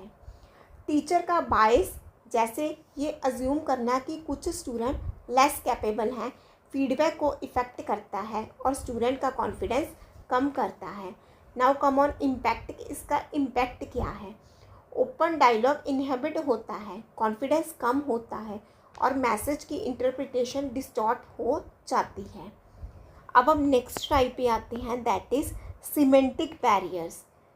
ये तीसरा टाइप है। बेसिकली सिमेंटिक बैरियर्स वो मिसअंडरस्टैंडिंग है जो लैंग्वेज, टर्मिनोलॉजी या सिंबल के वजह से होता है, यानी वर्ड्स या साइन के मीनिंग में confusion. Now come on causes, की कॉजेज़ क्या हैं? जर्गन या टेक्निकल टर्म्स जो ऑडियंस को अनफेमिलियर होते हैं, कन्फ्यूज़न क्रिएट करते हैं। एम्बिग्यूटी इन लैंग्वेज या पुअरली स्ट्रक्चर्ड मैसेज भी मिसअंडरस्टैंडिंग का कॉज बन सकता है। मल्टीलिंगुअल सेटिंग में लैंग्वेज प्रोफिशिएंसी डिफरेंस भी बैरियर बन सकते हैं, जैसे नॉन नेटिव स्पीकर को कम्प्लेक्स इंग्लिश समझने में दिक्कत। अब इसकी एग्जांपल्स देखते हैं। एक प्रोफेसर बिगिनर क्लास में कम्प्लेक्स स्टैटिस्टिकल टर्म्स यूज़ करता है बिना एक्सप्लेनेशन के, जिससे स्टूडेंट कंफ्यूज हो जाते हैं। थीसिस गाइडलाइंस में अनक्लियर वर्डिंग की वजह से इंस्ट्रक्शन का मिस इंटरप्रिटेशन होता है, जिससे स्टूडेंट गलत डायरेक्शन में काम कर सकते हैं। अब हम इसका इम्पैक्ट डिस्कस करेंगे। इसका इम्पैक्ट क्या पड़ता है? कन्फ्यूज़न होता है, मिस इंटरप्रिटेशन होता है और कंसेप्ट का इनकरेक्ट एप्लीकेशन हो सकता है जो लर्निंग को इफ़ेक्ट करता है। अब हम नेक्स्ट टाइप पे आते हैं, दैट इज़ कल्चरल बैरियर्स। कि कल्चरल बैरियर्स क्या है? सबसे पहले इसकी डेफिनेशन के बारे में स्टडी करेंगे। कि कल्चरल बैरियर होता क्या है। कल्चरल बैरियर वो डिफरेंसेस हैं जो कल्चरल नॉर्म्स, वैल्यूज़ या कम्युनिकेशन स्टाइल की वजह से मिसअंडरस्टैंडिंग को हिंडर करते हैं। कल्चर कम्युनिकेशन के स्टाइल को शेप करते हैं। नाउ कम ऑन कॉजेज़ कि इसके कॉजेज़ क्या क्या है, रीजंस क्या क्या हैं। हाई कंटेक्स्ट इम्प्लिसिट जैसे एशियन कल्चर और लो कंटेक्स्ट मतलब एक्सप्लिसिट जैसे वेस्टर्न कल्चर कम्युनिकेशन में वेरिएशंस हैं। हाई कंटेक्स्ट में इनडायरेक्ट बात होती है जबकि लो कंटेक्स्ट में डायरेक्ट होती है। नॉन वर्बल क्यूज़ में डिफरेंसेस हैं, जैसे आई कंटेक्ट कुछ कल्चर्स में रिस्पेक्टफुल है लेकिन दूसरों में रूड माना जाता है। नेक्स्ट आता है स्टीरियोटाइपिंग या एथनोसेंट्रिज्म, यानी अपने कल्चर को सुपीरियर समझना और बैरियर क्रिएट करता है। अब इसकी हम एग्जांपल देखते हैं कल्चरल बैरियर्स की इन हायर एजुकेशन में। इंटरनेशनल स्टूडेंट टीचर के डायरेक्ट फीडबैक को क्रिटिसिज्म समझ लेते हैं कल्चरल नॉर्म की वजह से, क्योंकि उनके कल्चर में इनडायरेक्ट फीडबैक कॉमन है। कलेक्टिविस्ट कल्चर के स्टूडेंट को साइलेंस ग्रुप डिस्कशन में डिसइंटरेस्ट समझा जाता है जबकि शायद रिस्पेक्ट दिखाने का तरीका हो। अब हम इसका इम्पैक्ट देखते हैं, कल्चरल बैरियर्स का क्या क्या इम्पैक्ट है।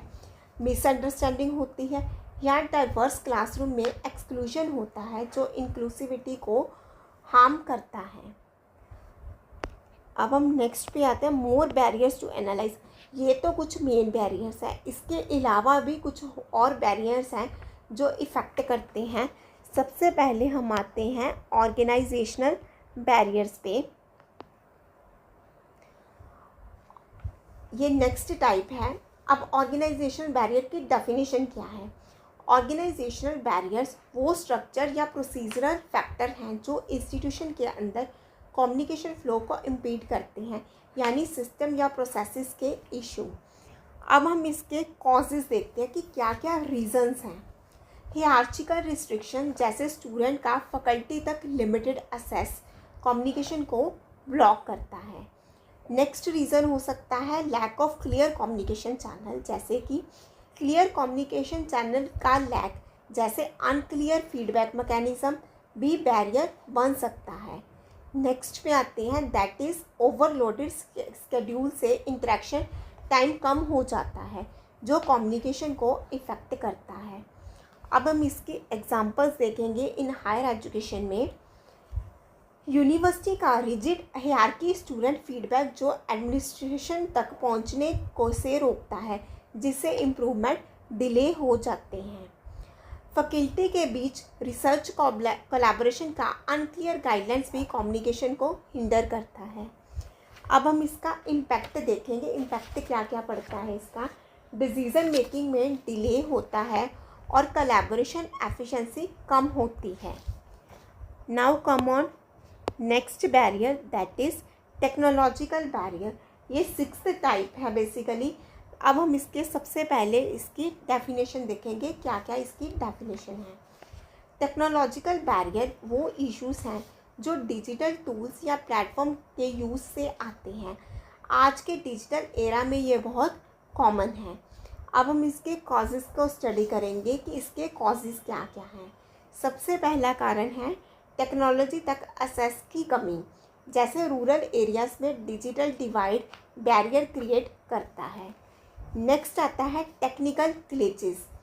टेक्निकल ग्लिचेस जैसे वर्चुअल क्लासेस के दौरान सॉफ्टवेयर क्रैशेस कम्युनिकेशन को डिसरप्ट करते हैं। नेक्स्ट आता है लिमिटेड डिजिटल लिटरेसी, यानी यूज़र को डिजिटल टूल्स यूज़ करने के काम नॉलेज भी बैरियर बन सकती है। अब हम इसकी एग्जांपल स्टडी करेंगे हायर एजुकेशन में। Student poor connectivity, internet connectivity की वजह से ऑनलाइन लेक्चर एक्सेस नहीं कर पाते जो लर्निंग को इफ़ेक्ट करते हैं। एक प्रोफेसर जो LMS जैसे मूडल यूज़ करने में स्ट्रगल होता है, जिससे कंटेंट डिलीवरी में डिले होता है। अब हम इसके इम्पैक्ट को स्टडी करेंगे। इम्पैक्ट क्या है, ऑनलाइन लर्निंग और रिसर्च कोलैबोरेशन डिसरप्ट होता है जो एकेडमिक प्रोग्रेस को स्लो करता है। Now come on next topic कि practical application in higher education के रियल वर्ल्ड में ये कैसे अप्लाई होता है। सबसे पहले देखते हैं क्लासरूम सेटिंग। क्लासरूम सेटिंग में एक लेक्चर एडवांस्ड जार्गन मतलब सिमेंटिक बैरियर यूज़ करता है लेक्चर के दौरान, जिससे फर्स्ट ईयर स्टूडेंट कंफ्यूज हो जाते हैं और कॉम्प्रिहेंशन कम होता है। अब हम नेक्स्ट पे आते हैं। नेक्स्ट क्या है, ऑनलाइन लर्निंग।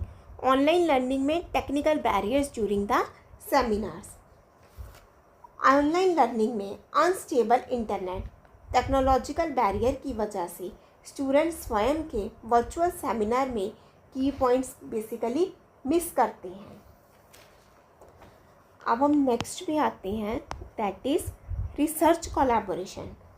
रिसर्च कोलैबोरेशन में इंटरनेशनल रिसर्च टीम में कल्चरल डिफरेंसेस का मतलब कल्चरल बैरियर की वजह से प्रोजेक्ट टाइमलाइन पे कम्युनिकेशन होता है, मिस कम्युनिकेशन होता है, जिससे डेडलाइन मिस हो सकती है।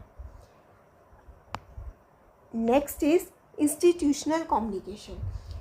इंस्टीट्यूशनल कम्युनिकेशन में क्लियर चैनल्स का लैक मतलब organizational barrier research funding application में फीडबैक में डिले करता है। नेक्स्ट आता है teacher student interaction. Student teacher interaction में स्टूडेंट का क्वेश्चन पूछने का fear psychological barrier thesis discussion के दौरान क्लैरिफिकेशन को लिमिट करता है।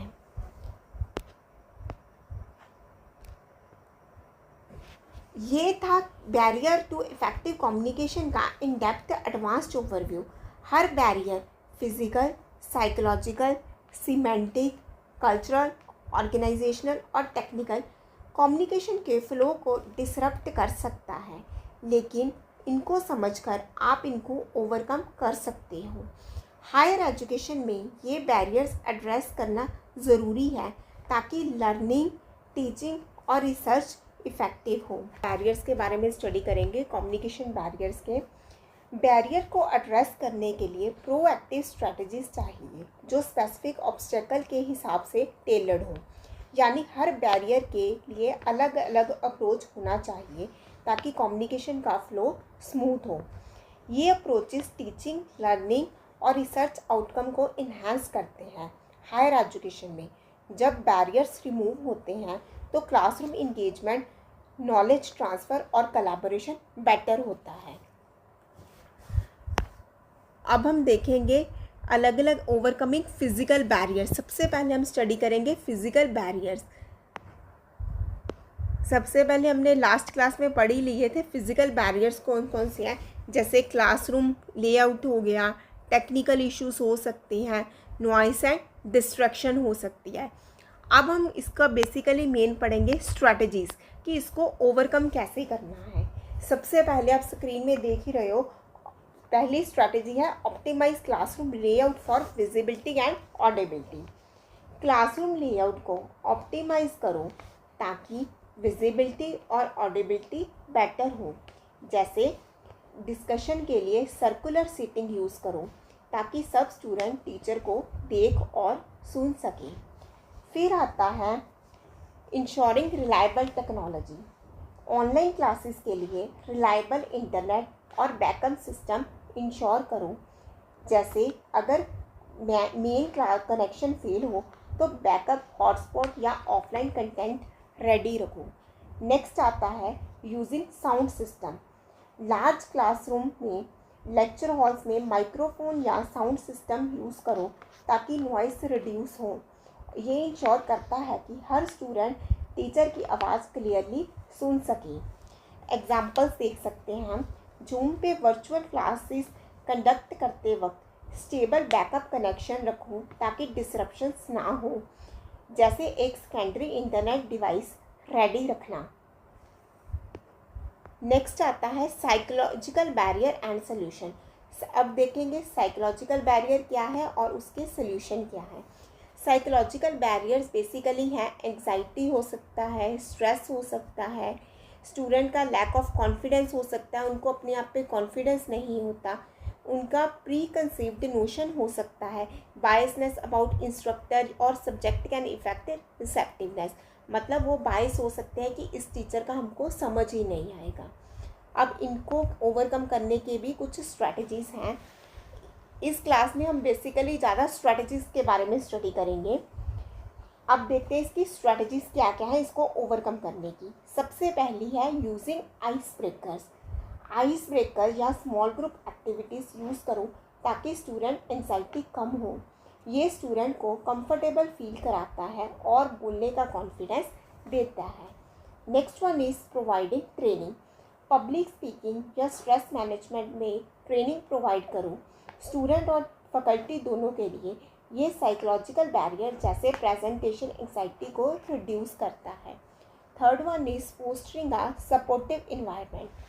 सपोर्टिव इन्वायरमेंट फोस्टर करो और इंकरेजमेंट और ओपन एंडेड क्वेश्चन के थ्रू ये स्टूडेंट के कॉन्फिडेंस को बूस्ट करते हैं और पार्टिसिपेशन को इंकरेज करते हैं। अब हम इसके एग्जांपल्स देखते हैं। क्लास शुरू करते वक्त think pair share activity use करो ताकि स्टूडेंट का पार्टिसिपेशन कॉन्फिडेंस बूस्ट हो। इसमें स्टूडेंट पहले अपने थॉट्स पेयर में शेयर करते हैं, फिर क्लास के साथ। अब हम नेक्स्ट पे आते हैं, that is semantic barriers. Semantic barriers के बारे में हमने लास्ट क्लास में स्टडी किया ही है। इसमें सिमेंटिक बैरियर्स क्या क्या हो सकते हैं, जैसे डिफरिंग इंटरप्रिटेशन, एम्बिगुअस लैंग्वेज हो सकता है, जार्गन एंड टेक्निकल टर्म्स भी हो सकता है। अब हम इसके स्ट्रैटेजीज के बारे में स्टडी करेंगे।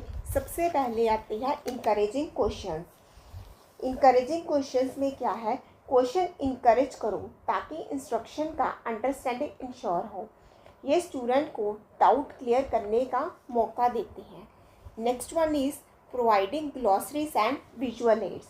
ग्लॉसरीज या विजुअल एड्स प्रोवाइड करो टर्मिनोलॉजी क्लैरिफाई करने के लिए, जैसे एक हैंडआउट्स या स्लाइड जिसमें की टर्म्स के मीनिंग्स हो। Third one is simplifying language. Language simplify करो और टेक्निकल टर्म्स एक्सप्लेन करो, जैसे कम्प्लेक्स कंसेप्ट के लिए एनालॉजीज यूज़ करो ताकि स्टूडेंट को समझ आए। फिर आते हैं इसके एग्जाम्पल्स पे। एक प्रोफेसर रिसर्च मेथोडोलॉजी क्लास में स्टैटिस्टिकल सिग्निफिकेंस को सिंपल एग्जाम्पल के साथ एक्सप्लेन करता है, जैसे कॉइन टॉस के रिजल्ट से रिलेट करके। अब हम नेक्स्ट पे आते हैं, that is cultural barriers. Cultural barriers के बारे में हमने लास्ट वीडियो में स्टडी किया था। ये क्या क्या है, बेसिकली डाइवर्स पर्सपेक्टिव हो सकते हैं हर कल्चर के, कम्युनिकेशन नॉर्म्स हो सकते हैं, कुछ में कुछ पॉसिबल है और कुछ में कुछ पॉसिबल है। Next one is language proficiency. ये भी बहुत बड़ा बैरियर है क्योंकि लैंग्वेज प्रोफिशेंसी के बिना कम्युनिकेशन पॉसिबल नहीं है। अब हम देखेंगे ओवरकमिंग कल्चरल बैरियर। सबसे पहले आता है adapting communication styles. Communication styles को कल्चर कंटेक्स्ट के हिसाब से अडेप्ट करो, जैसे कलेक्टिव स्टूडेंट के लिए इनडायरेक्ट फीडबैक दो ताकि वो कंफर्टेबल फील करें। Next is using inclusive materials. Inclusive teaching materials use करो जो डाइवर्स पर्सपेक्टिव रिफ्लेक्ट करें, जिससे जैसे केस स्टडी जो अलग कल्चर से रिलेटेड हो। Third one is providing sensitive training. Cultural sensitivity training conduct करो फैकल्टी और स्टूडेंट के लिए। ये कल्चर डिफरेंसेस को समझने और रिस्पेक्ट करने में हेल्प करता है। Now come on examples. Management lecture में मल्टीपल कल्चर से केस स्टडीज़ इंक्लूड करो ताकि इंटरनेशनल स्टूडेंट इंगेज हों, जैसे इंडियन और वेस्टर्न कल्चर प्रैक्टिस के एग्जाम्पल्स। अब हम आते हैं नेक्स्ट टाइप पे, दैट इज़ ऑर्गेनाइजेशनल बैरियर्स। इस वीडियो में हम बैरियर्स पे कम फोकस करेंगे और स्ट्रेटजीज़ पे ज़्यादा करेंगे, क्योंकि लास्ट वीडियो में मैंने डिटेल में बैरियर्स के बारे में आपको समझा ही दिया था। अब हम स्ट्रेटजीज टू ओवरकम पे ज़्यादा फोकस कर रहे हैं। ऑर्गेनाइजेशनल बैरियर्स कुछ भी हो सकते हैं, जैसे पुअर कम्युनिकेशन चैनल हो सकता है, ब्यूरोक्रेसी हो सकता है, हायरार्चिकल स्ट्रक्चर्स भी हो सकते हैं। अब हम इसको ओवरकम की स्ट्रेटजीज पे देखते हैं। First one is establishing clear channels. Clear communication channels establish करो, जैसे ऑनलाइन पोर्टल्स स्टूडेंट क्वायरीज के लिए ये इंश्योर करता है फीडबैक और क्वायरीज जल्दी एड्रेस हों। Next one is encouraging open door policy. Open door policy encourage करो ताकि फैकल्टी स्टूडेंट इंटरेक्शन हो। इससे स्टूडेंट ओपनली अपने डाउट्स या कंसर्न्स शेयर कर सकते हैं। Third one is streamlining processes. Administrative processes को स्ट्रीमलाइन करो ताकि फीडबैक टाइमली मिले, जैसे automated system for grievance redressal. अब हम इसकी एग्जांपल्स के बारे में स्टडी करेंगे। एक यूनिवर्सिटी फीडबैक ऐप इम्प्लीमेंट करो जिससे स्टूडेंट डायरेक्टली एडमिनिस्ट्रेशन को कंसर्न को रिपोर्ट कर सके, जिससे हायरार्की का बैरियर कम हो। अब हम नेक्स्ट पे आते हैं, that is technological barriers. Technological barriers कुछ भी हो सकते हैं, जैसे डिजिटल डिवाइड हो गया, लैक ऑफ डिजिटल लिटरेसी हो गया, मतलब हमें इनसफिशेंट नॉलेज हो, इंफ्रास्ट्रक्चर इश्यूज हो गया, जैसे प्रॉपर हार्डवेयर हमारे पास ना हो। अब हम देखेंगे how to overcome that technological barrier. सबसे पहले आता है ensuring equitable access. Equitable access ensure करो इंस्टीट्यूशनल सपोर्ट के थ्रू, जैसे सब्सिडाइज्ड डिवाइसेस या इंटरनेट, ये डिजिटल डिवाइड को कम करते हैं। Next one is providing digital literacy training. High digital literacy training provide करो फैकल्टी और स्टूडेंट के लिए, जैसे LMS learning management system use पे वर्कशॉप्स या टेक्निकल स्किल्स इम्प्रूव करता है।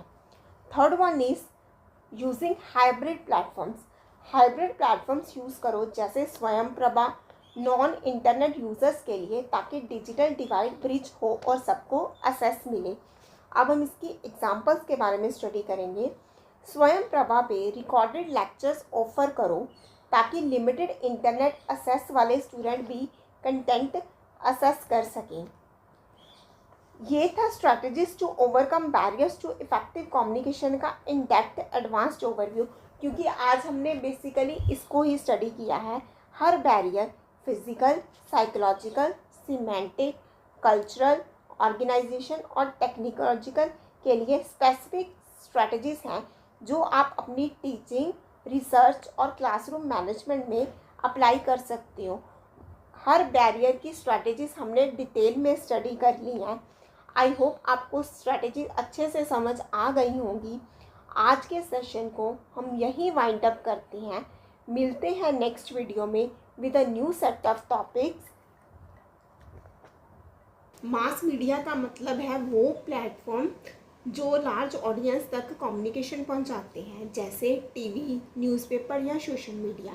ये सोसाइटल वैल्यूज़, जैसे हम क्या सही गलत मानते हैं, बिहेवियर, हम कैसे एक्ट करते हैं, और नॉलेज सिस्टम, मतलब हम कैसे जानकारी गेन करते हैं, को शेप करता है। ये इम्पॉर्टेंट रोल प्ले करता है क्योंकि ये सोसाइटी की थिंकिंग को इन्फ्लुएंस करता है। जैसे मीडिया से हम ग्लोबल इशू जैसे क्लाइमेट चेंज या एजुकेशन रिफॉर्म्स के बारे में अवेयर होते हैं। अब हम देखेंगे कि मीनिंग क्या क्या है मास मीडिया का। मास मीडिया वो कम्युनिकेशन चैनल है जो इन्फॉर्मेशन, एंटरटेनमेंट या मैसेज को लार्ज और डाइवर्स ऑडियंस तक डिसेमिनेट करते हैं, यानी एक ब्रिज है जो सोर्सेज से पब्लिक तक कंटेंट पहुंचाते हैं। जैसे एक न्यूज़ चैनल ग्लोबल ऑडियंस तक ब्रेकिंग न्यूज़ भेजता है। ये इंफॉर्मेशन सोर्सेज जैसे एक्सपर्ट या इवेंट्स और पब्लिक के बीच ब्रिज का काम करते हैं। ये परसेप्शन, हम कैसे चीज़ों को देखते हैं, और सोसाइटल डायनामिक्स, सोसाइटी कैसे चेंज होती है, को इन्फ्लुएंस करता है। जैसे मीडिया एक सोशल मूवमेंट को हाईलाइट करके सोसाइटी में चेंज दिखा सकते हैं।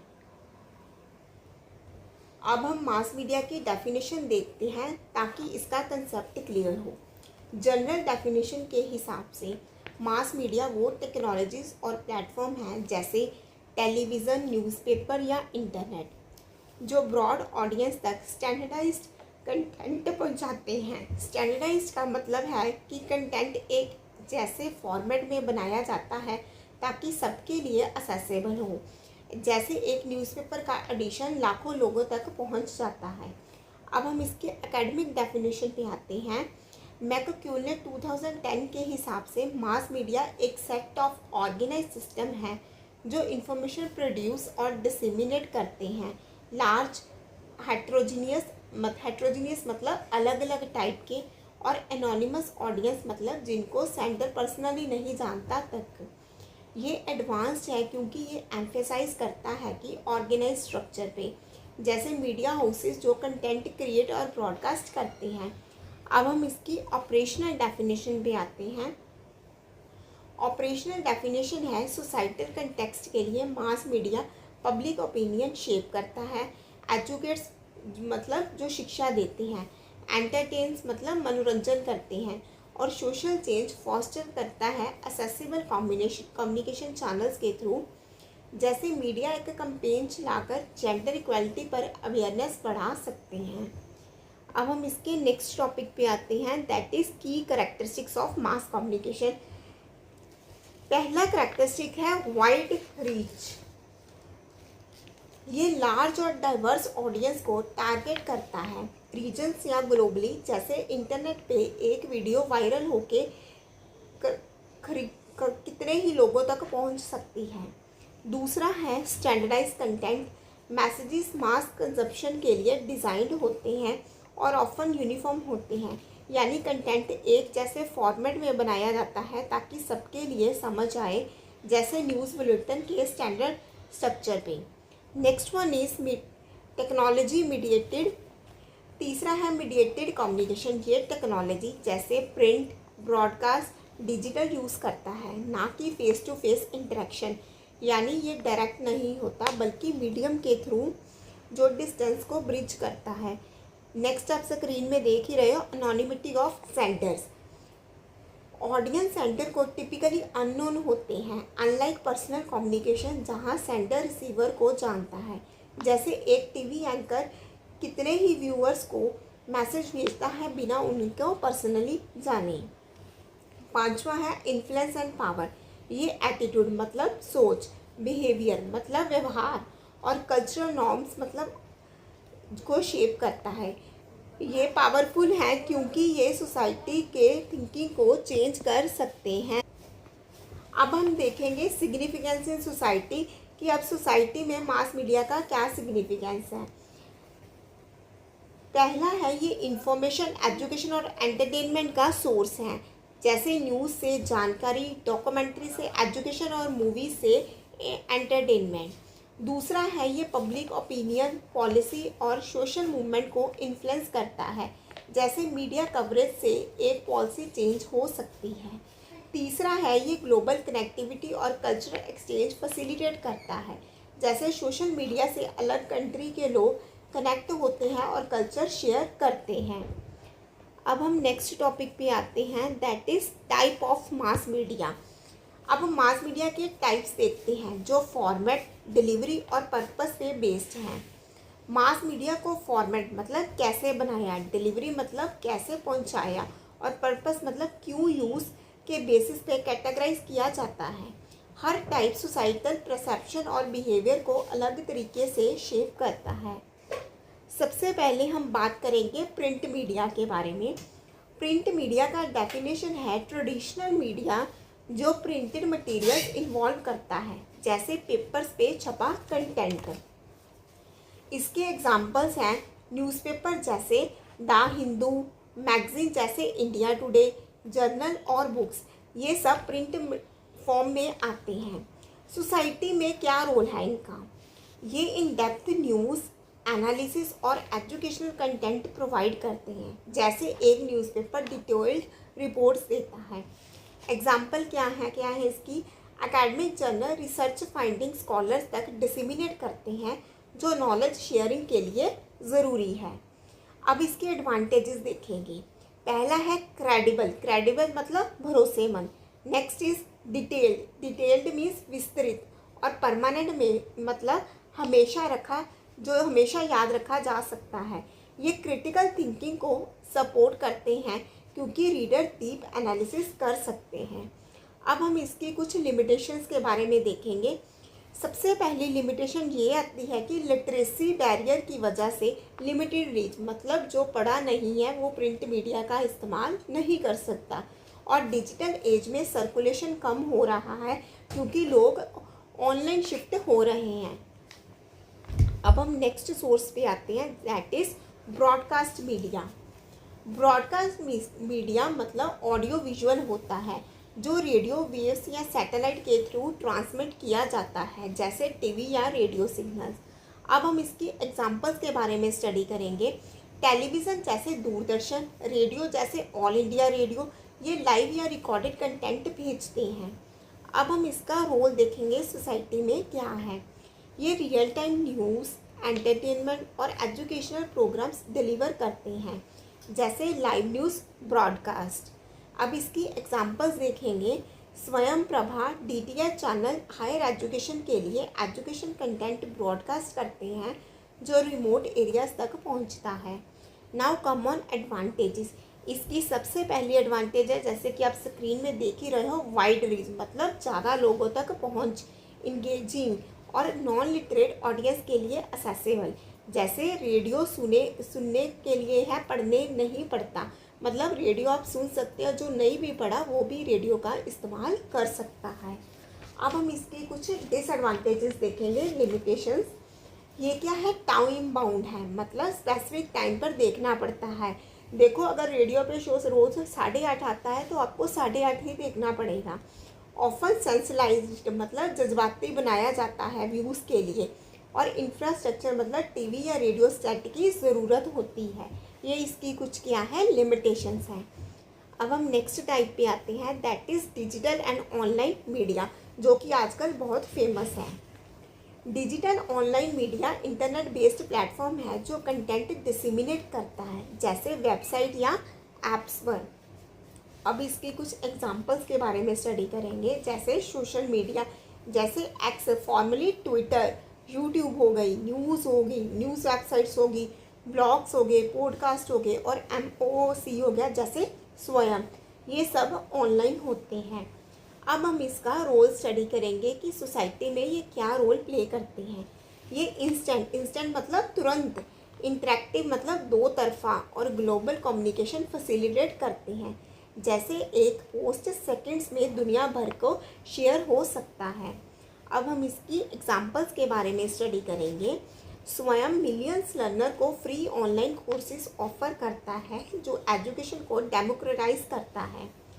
अब हम इसके एडवांटेजेस देखेंगे। इसकी सबसे पहली एडवांटेजेस ये है कि ये इंटरेक्टिव है, जैसे आपको लोग कमेंट्स कर सकते हैं, लाइक्स कर सकते हैं। दूसरी है असेसेबल मतलब कहीं से भी, आप कहीं पर भी बैठे बस इंटरनेट की हेल्प से वीडियोस देख सकते हो। स्केलेबल मतलब लाखों लोगों तक पहुंच जाता है। एंड एसोनोरियस लर्निंग मीन्स अपने टाइम पे पढ़ना, मतलब आप अपने टाइम पे इसका इस्तेमाल कर सकते हो। जब इसकी इतनी एडवांटेजेस हैं, साथ में कुछ डिसएडवांटेजेस भी हैं। सबसे पहले डिसएडवांटेज ये है कि ये डिजिटल डिवाइड को प्रमोट करता है, मतलब सबको इंटरनेट नहीं मिलता। Second one is miss information, कई बार ये फेक न्यूज़ स्प्रेड हो जाती हैं। और प्राइवेसी कंसर्न मतलब कई बार डाटा लीक हो जाता है। ये इसकी कुछ लिमिटेशंस हैं और वी कैन से डीमेरिट्स हैं। अब हम नेक्स्ट पे आते हैं, दैट इज़ आउटडोर मीडिया। चौथा टाइप है आउटडोर मीडिया का। आउटडोर मीडिया पब्लिक स्पेसेस में मास आउटरीच के लिए होता है, जैसे रोड्स पे एड्स हो गई। अब इसकी कुछ एग्जांपल्स देखेंगे, जैसे बिलबोर्ड्स हो गए, पोस्टर्स हो गए, डिजिटल साइनेज हो गए, जैसे इलेक्ट्रॉनिक बोर्ड्स। अब हम इसका रोल देखेंगे, सोसाइटी में ये क्या रोल प्ले करते हैं। ये अवेयरनेस कैंपेन या एडवर्टाइजमेंट प्रमोट करते हैं, जैसे हेल्थ या एजुकेशन कैंपेन्स हो सकते हैं। अब हम इसकी एग्जांपल के बारे में स्टडी करेंगे। Billboards higher education initiative जैसे NEP 2020 को प्रमोट करते हैं, जो पब्लिक अवेयरनेस बढ़ाते हैं। नाउ कम ऑन एडवांटेजेस की आउटडोर मीडिया की क्या क्या एडवांटेजेस हैं। तो सबसे पहला आता है हाई विजिबिलिटी, मतलब सब देखते हैं, इसको सब देख सकते हैं। और लोकल आउटरीच के लिए कॉस्ट इफ़ेक्टिव है, मतलब ये एक्सपेंसिव नहीं है। जब इसकी इतनी एडवांटेजेस हैं, साथ में कुछ डिसएडवांटेजेस भी हैं। अब हम वो स्टडी करेंगे। सबसे पहले डिसएडवांटेजेस है लिमिटेड डेप्थ, मतलब सिर्फ शॉर्ट मैसेजेस। इसमें हम लॉन्ग मैसेजेस नहीं दे सकते, केवल शॉर्ट मैसेजेस ही दे सकते हैं। और शॉर्ट एक्सपोजर टाइम, मतलब लोग गुजारते वक्त ही देखते हैं, मतलब अगर हमारे नज़र पड़ी तो हम देख लेते हैं, नहीं तो नहीं, बस शॉर्ट पीरियड के लिए ही इसको देख सकते हैं। Now come on next topic, one of the important topic, that is function of mass media in society. अब हमने मास मीडिया के बारे में पढ़ा, उसकी टाइप्स पढ़ेंगे। अब हम उसके फंक्शंस देखेंगे कि वो क्या क्या फंक्शन प्ले करते हैं। मास मीडिया मल्टीपल फंक्शन सर्व करता है जो सोसाइटल स्ट्रक्चर्स, वैल्यूज़ और बिहेवियर को इन्फ्लुएंस करते हैं। ये एजुकेशन और रिसर्च के लिए सिग्निफिकेंट इम्प्लीकेशन रखते हैं। सबसे पहले आता है इंफॉर्मेशन डिसेमिनेशन। ये पहला फंक्शन है। ये न्यूज़, अपडेट्स और एजुकेशनल कंटेंट प्रोवाइड करते हैं पब्लिक को इन्फॉर्म करने के लिए, जैसे डेली न्यूज़पेपर, बुलेटिन्स। अब इसके कुछ एग्जांपल्स के बारे में स्टडी करेंगे। न्यूज़ चैनल हायर एजुकेशन की पॉलिसी चेंज जैसे यूजीसी रेगुलेशन कवर करते हैं जो एजुकेटर्स को अवेयर रखते हैं। अब हम नेक्स्ट पे आते हैं, that is education and awareness. ये दूसरा फंक्शन है। ये लर्निंग और अवेयरनेस प्रमोट करता है डॉक्यूमेंट्रीज, ऑनलाइन कोर्सेज और पब्लिक कैंपेन्स के थ्रू, जैसे हेल्थ अवेयरनेस प्रोग्राम। अब हम इसकी एग्जांपल्स के बारे में स्टडी करेंगे। स्वयं Prabha research methodology lecture broadcast करते हैं रिमोट लर्नर्स के लिए, जो एजुकेशन को असेसेबल बनाते हैं। अब हम नेक्स्ट पे आते हैं, that is entertainment. This is the third function. ये लेयर कंटेंट ऑफर करते हैं जो कल्चरल ट्रेंड्स और सोशल बॉन्डिंग को इन्फ्लुएंस करते हैं, जैसे मूवीज़ या शोज़। अब इसकी एग्जांपल्स देखते हैं। एजुकेशनल यूट्यूब चैनल जैसे TED वीडियो एंटरटेनमेंट और लर्निंग को ब्लेंड करते हैं, जो फन तरीके से शिक्षा देते हैं।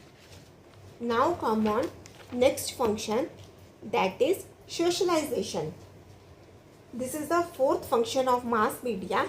ये सोसाइटल नॉर्म्स, वैल्यूज़ और बिहेवियर को शेप करता है रिप्रेजेंटेशन के थ्रू, जैसे मीडिया में पावर एम्पावरमेंट दिखाना। अब हम इसकी एग्जांपल्स देखेंगे। ये टेक्स्ट में ये लाइन नहीं है लेकिन सिमिलर है। For example, media campaign gender equality in stem education promote करते हैं ताकि बायस अवॉइड हो और सोशल में और सोसाइटी में इक्वल अपॉर्चुनिटीज़ को इनकरेज करें। अब now come on next function, that is agenda setting. This is the fifth function of the mass media. ये पब्लिक प्रायोरिटीज़ इन्फ्लुएंस करते हैं स्पेसिफिक इश्यूज हाईलाइट करके, जैसे मीडिया के एक टॉपिक पे फोकस करके उसको इम्पॉर्टेंट बना देते हैं। Now come on advantage is, first of all we will discuss examples of agenda setting.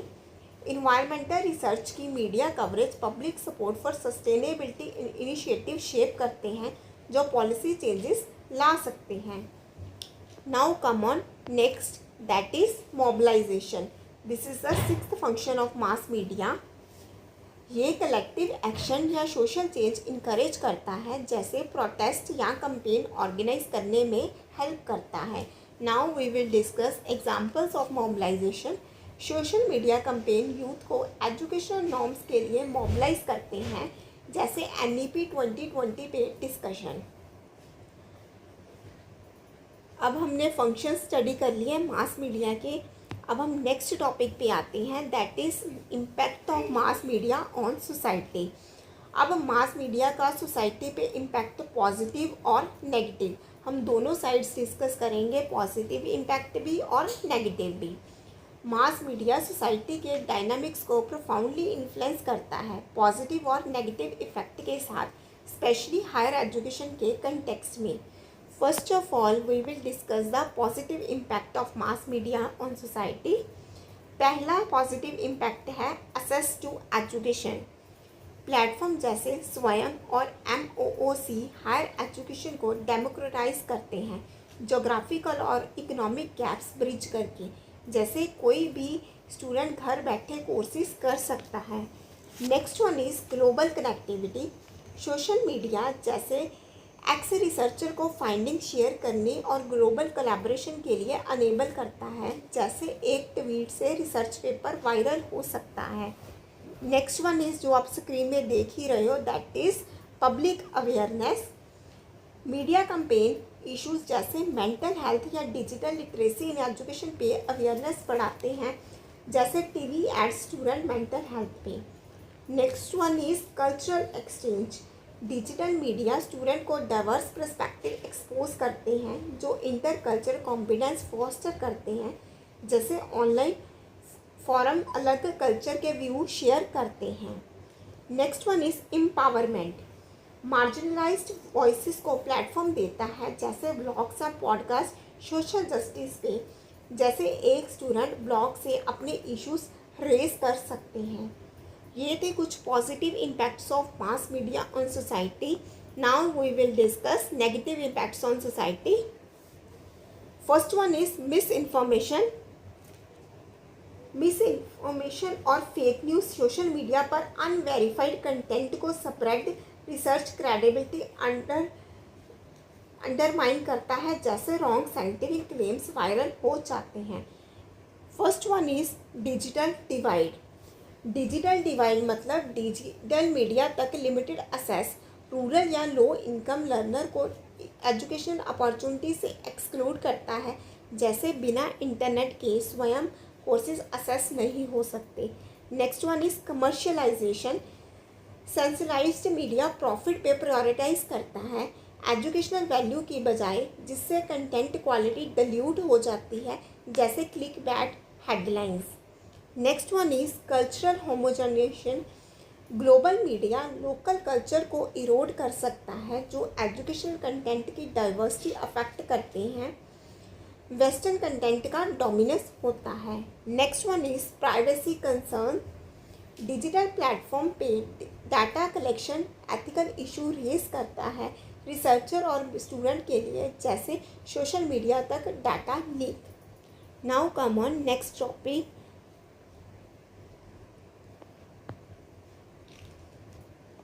अब हम डिस्कस करेंगे मास मीडिया इन हायर एजुकेशन, कि मास मीडिया हायर एजुकेशन में कैसे यूज़ होता है। मास मीडिया हायर एजुकेशन में ट्रांसफॉर्मेटिव रोल प्ले करता है, टीचिंग लर्निंग और रिसर्च प्रोसेसेस को इन्फ्लुएंस करके। सबसे पहले आता है teaching and learning. Online platform जैसे स्वयं प्रभा फ्री कोर्स प्रोवाइड करते हैं जो सेल्फ बेस्ड लर्निंग सपोर्ट करते हैं, जैसे स्टूडेंट अपने टाइम पे पढ़ सकते हैं। Digital content educational YouTube channel या पॉडकास्ट क्लासरूम इंस्ट्रक्शन को सप्लीमेंट करते हैं, जैसे एक्स्ट्रा रिसोर्सेज के लिए। अब हम इसकी कुछ एग्जांपल्स डिस्कस करेंगे। एक प्रोफेसर टीईडी वीडियो यूज़ करता है कम्प्लेक्स रिसर्च कंसेप्ट एक्सप्लेन करने के लिए। Now come on next, that is research dissemination. Open access journal जैसे DOAG रिसर्च वाइडली यूज़ करते हैं, जो इम्पैक्ट बढ़ाते हैं, बिना पेवॉल के सब असेस कर सकते हैं। सोशल मीडिया रिसर्चर एक्स या रिसर्च गेट यूज़ करते हैं फाइंडिंग्स डिस्कस करने और नेटवर्क बनाने के लिए। अब हम इसकी एग्जांपल्स डिस्कस करेंगे।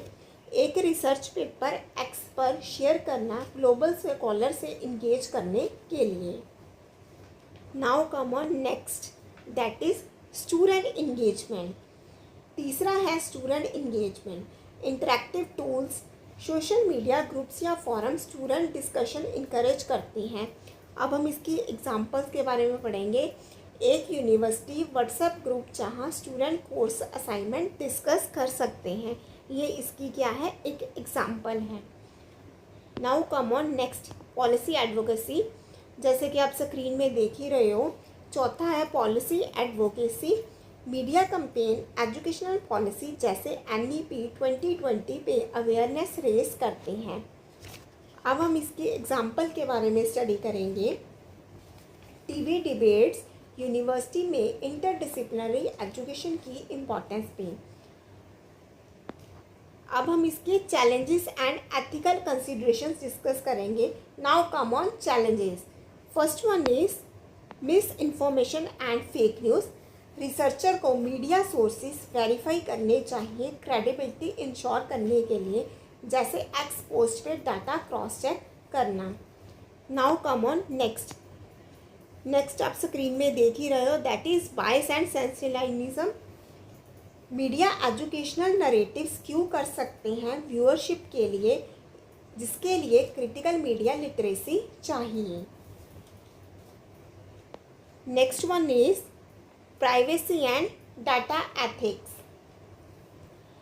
प्राइवेसी और डाटा एथिक्स एजुकेशनल प्लेटफॉर्म जैसे एलएमएस में स्टूडेंट डाटा को यूज़ एथिकल स्टैंडर्ड के साथ कंप्लाई करना चाहिए। Next one is digital divide. Rural या लो इनकम लर्नर के लिए डिजिटल मीडिया तक लिमिटेड एक्सेस। ये था मास मीडिया एंड सोसाइटी का डिटेल्ड और एडवांस्ड ओवरव्यू। मास मीडिया सोसाइटी को शेप करता है पॉजिटिव और नेगेटिव दोनों तरीके से, और हायर एजुकेशन में इसका रोल ट्रांसफॉर्मेटिव है। सो स्टूडेंट्स, आज हमने मास मीडिया के बारे में डिटेल्ड पढ़ा। ये काफ़ी इम्पॉर्टेंट है पेपर के व्यू पॉइंट से। इसमें आपको नेट और जीआरएफ के पेपर के लिए 2-3 क्वेश्चन मिल जाएंगे। इस टॉपिक को थॉरोली पढ़ लेना। आई होप आपको जितना पढ़ाया गया है आपको समझ आ गया होगा। मिलते हैं नेक्स्ट वीडियो में with a new set of topics. Channel को सब्सक्राइब कर लेना जो स्टूडेंट्स न्यू हैं। वीडियो को लाइक कर देना और फ्रेंड्स के साथ शेयर कर देना, क्योंकि इस चैनल में आपको कंप्लीट सिलेबस करवाया जाएगा फ्रॉम यूनिट 1 टू यूनिट 10, वो भी फ्री ऑफ कॉस्ट। और लास्ट में हम प्रीवियस ईयर क्वेश्चन पेपर्स भी डिस्कस करेंगे जो आपकी हेल्प करेंगे नेट का पेपर और जीआरएफ के पेपर को क्लियर करने में। ओके।